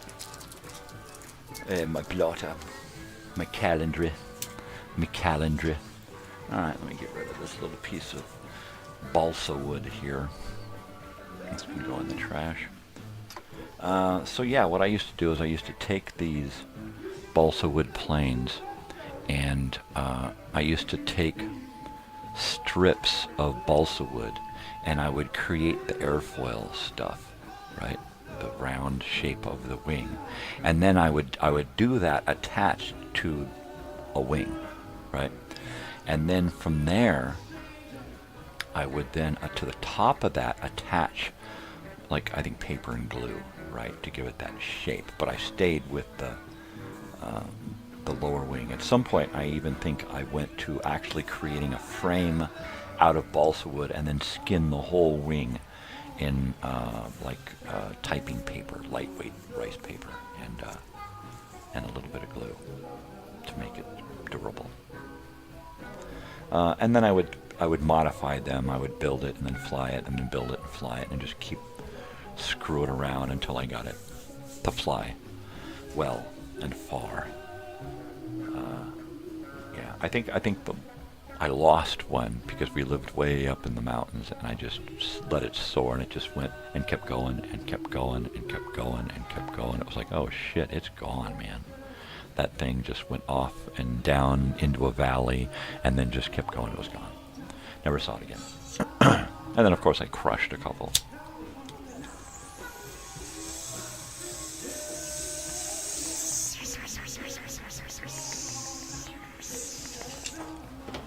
But I've always been doing that kind of weird hands-on crap. I'm going to build this. I'm going to play with that. I was into beading, Native American beadwork for a while. And just, well, I'm going to do this, I'm going to do that. And I would just do stuff. And friends would ask me, hey, could you do this? Sure, I do that for them. And I did that for a little while, a year or so. Then moved on. I used that knowledge to get into hair wraps. And I did hair wraps and beading and that kind of stuff. I did all kinds of weird shit, man. Yeah. I don't know. I think one of the hardest hardest periods in my life, which was almost the most enjoyable and the most beneficial psychologically, was when I was homeless.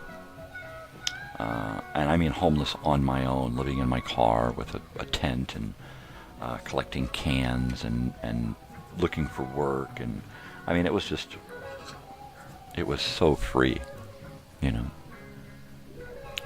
It was so free, which means, you know, and I had already come from poverty, so I was used to being poor.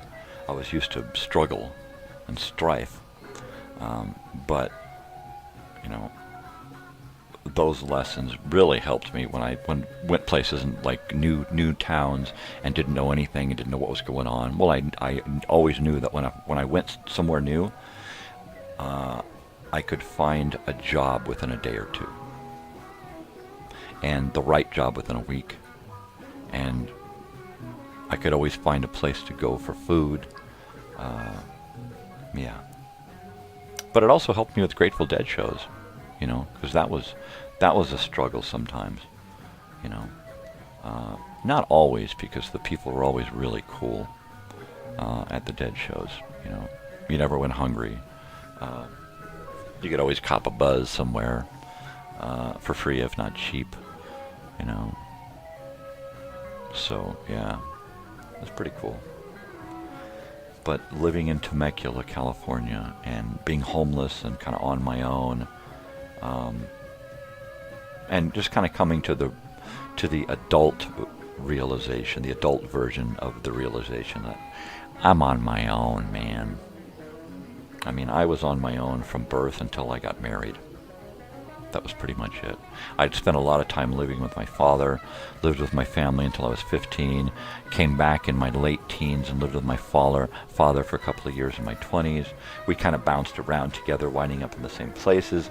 But after a while, you know, we realized that we were two different people, you know. And I started to realize that, you know what, maybe I'm not. They say that I am, but maybe I'm not. You know, all the allusions to this or that. Yeah. So anyway, I've dealt with all of that pretty much by just dealing with it, moving on. You know, I got no reason to go backwards in that arena, other than at some point I'd like to do a DNA test to figure it all out, right? Looks like we're just a minute or so from heading off for the morning. And then I gotta once again, do more shit and get rolling.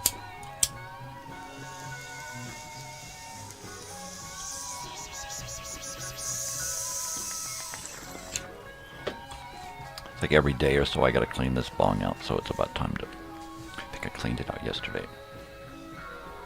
Gotta do it again today. So once again, the album of the day is A Question of Balance, the Moody Blues. 19 what? Shoot.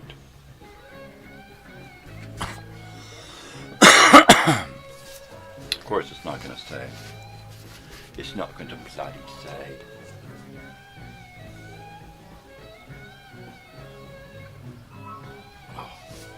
I hate it when they do that. Make it so difficult just to find the year. 1970. Boy, was I off. Yeah. So there we go, 1970.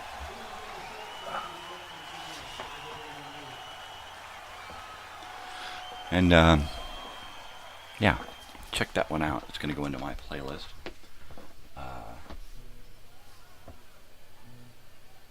I imagine I probably should have put a link to this morning.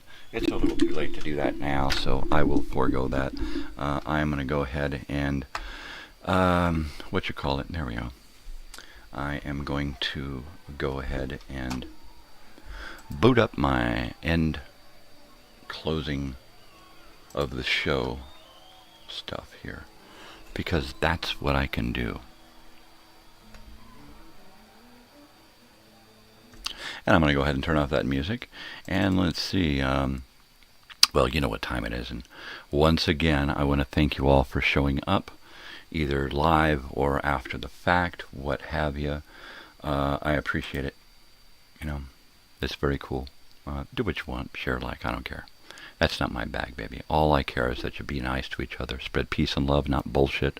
Spread kindness, you know. Do something for yourself, but do something for somebody else as well. Why? Because we are not alone in this world. Oh, pardon me. We are not alone in this world. So, you know, help yourself by helping somebody else. You know, take care of each other out there. Most especially, stay weird, because if you ain't weird, ain't nobody gonna be weird for you. Right on, people. Love you all. Take care. I will see you in the mañana. All right. Adios. Woo. Go on. Get out of here.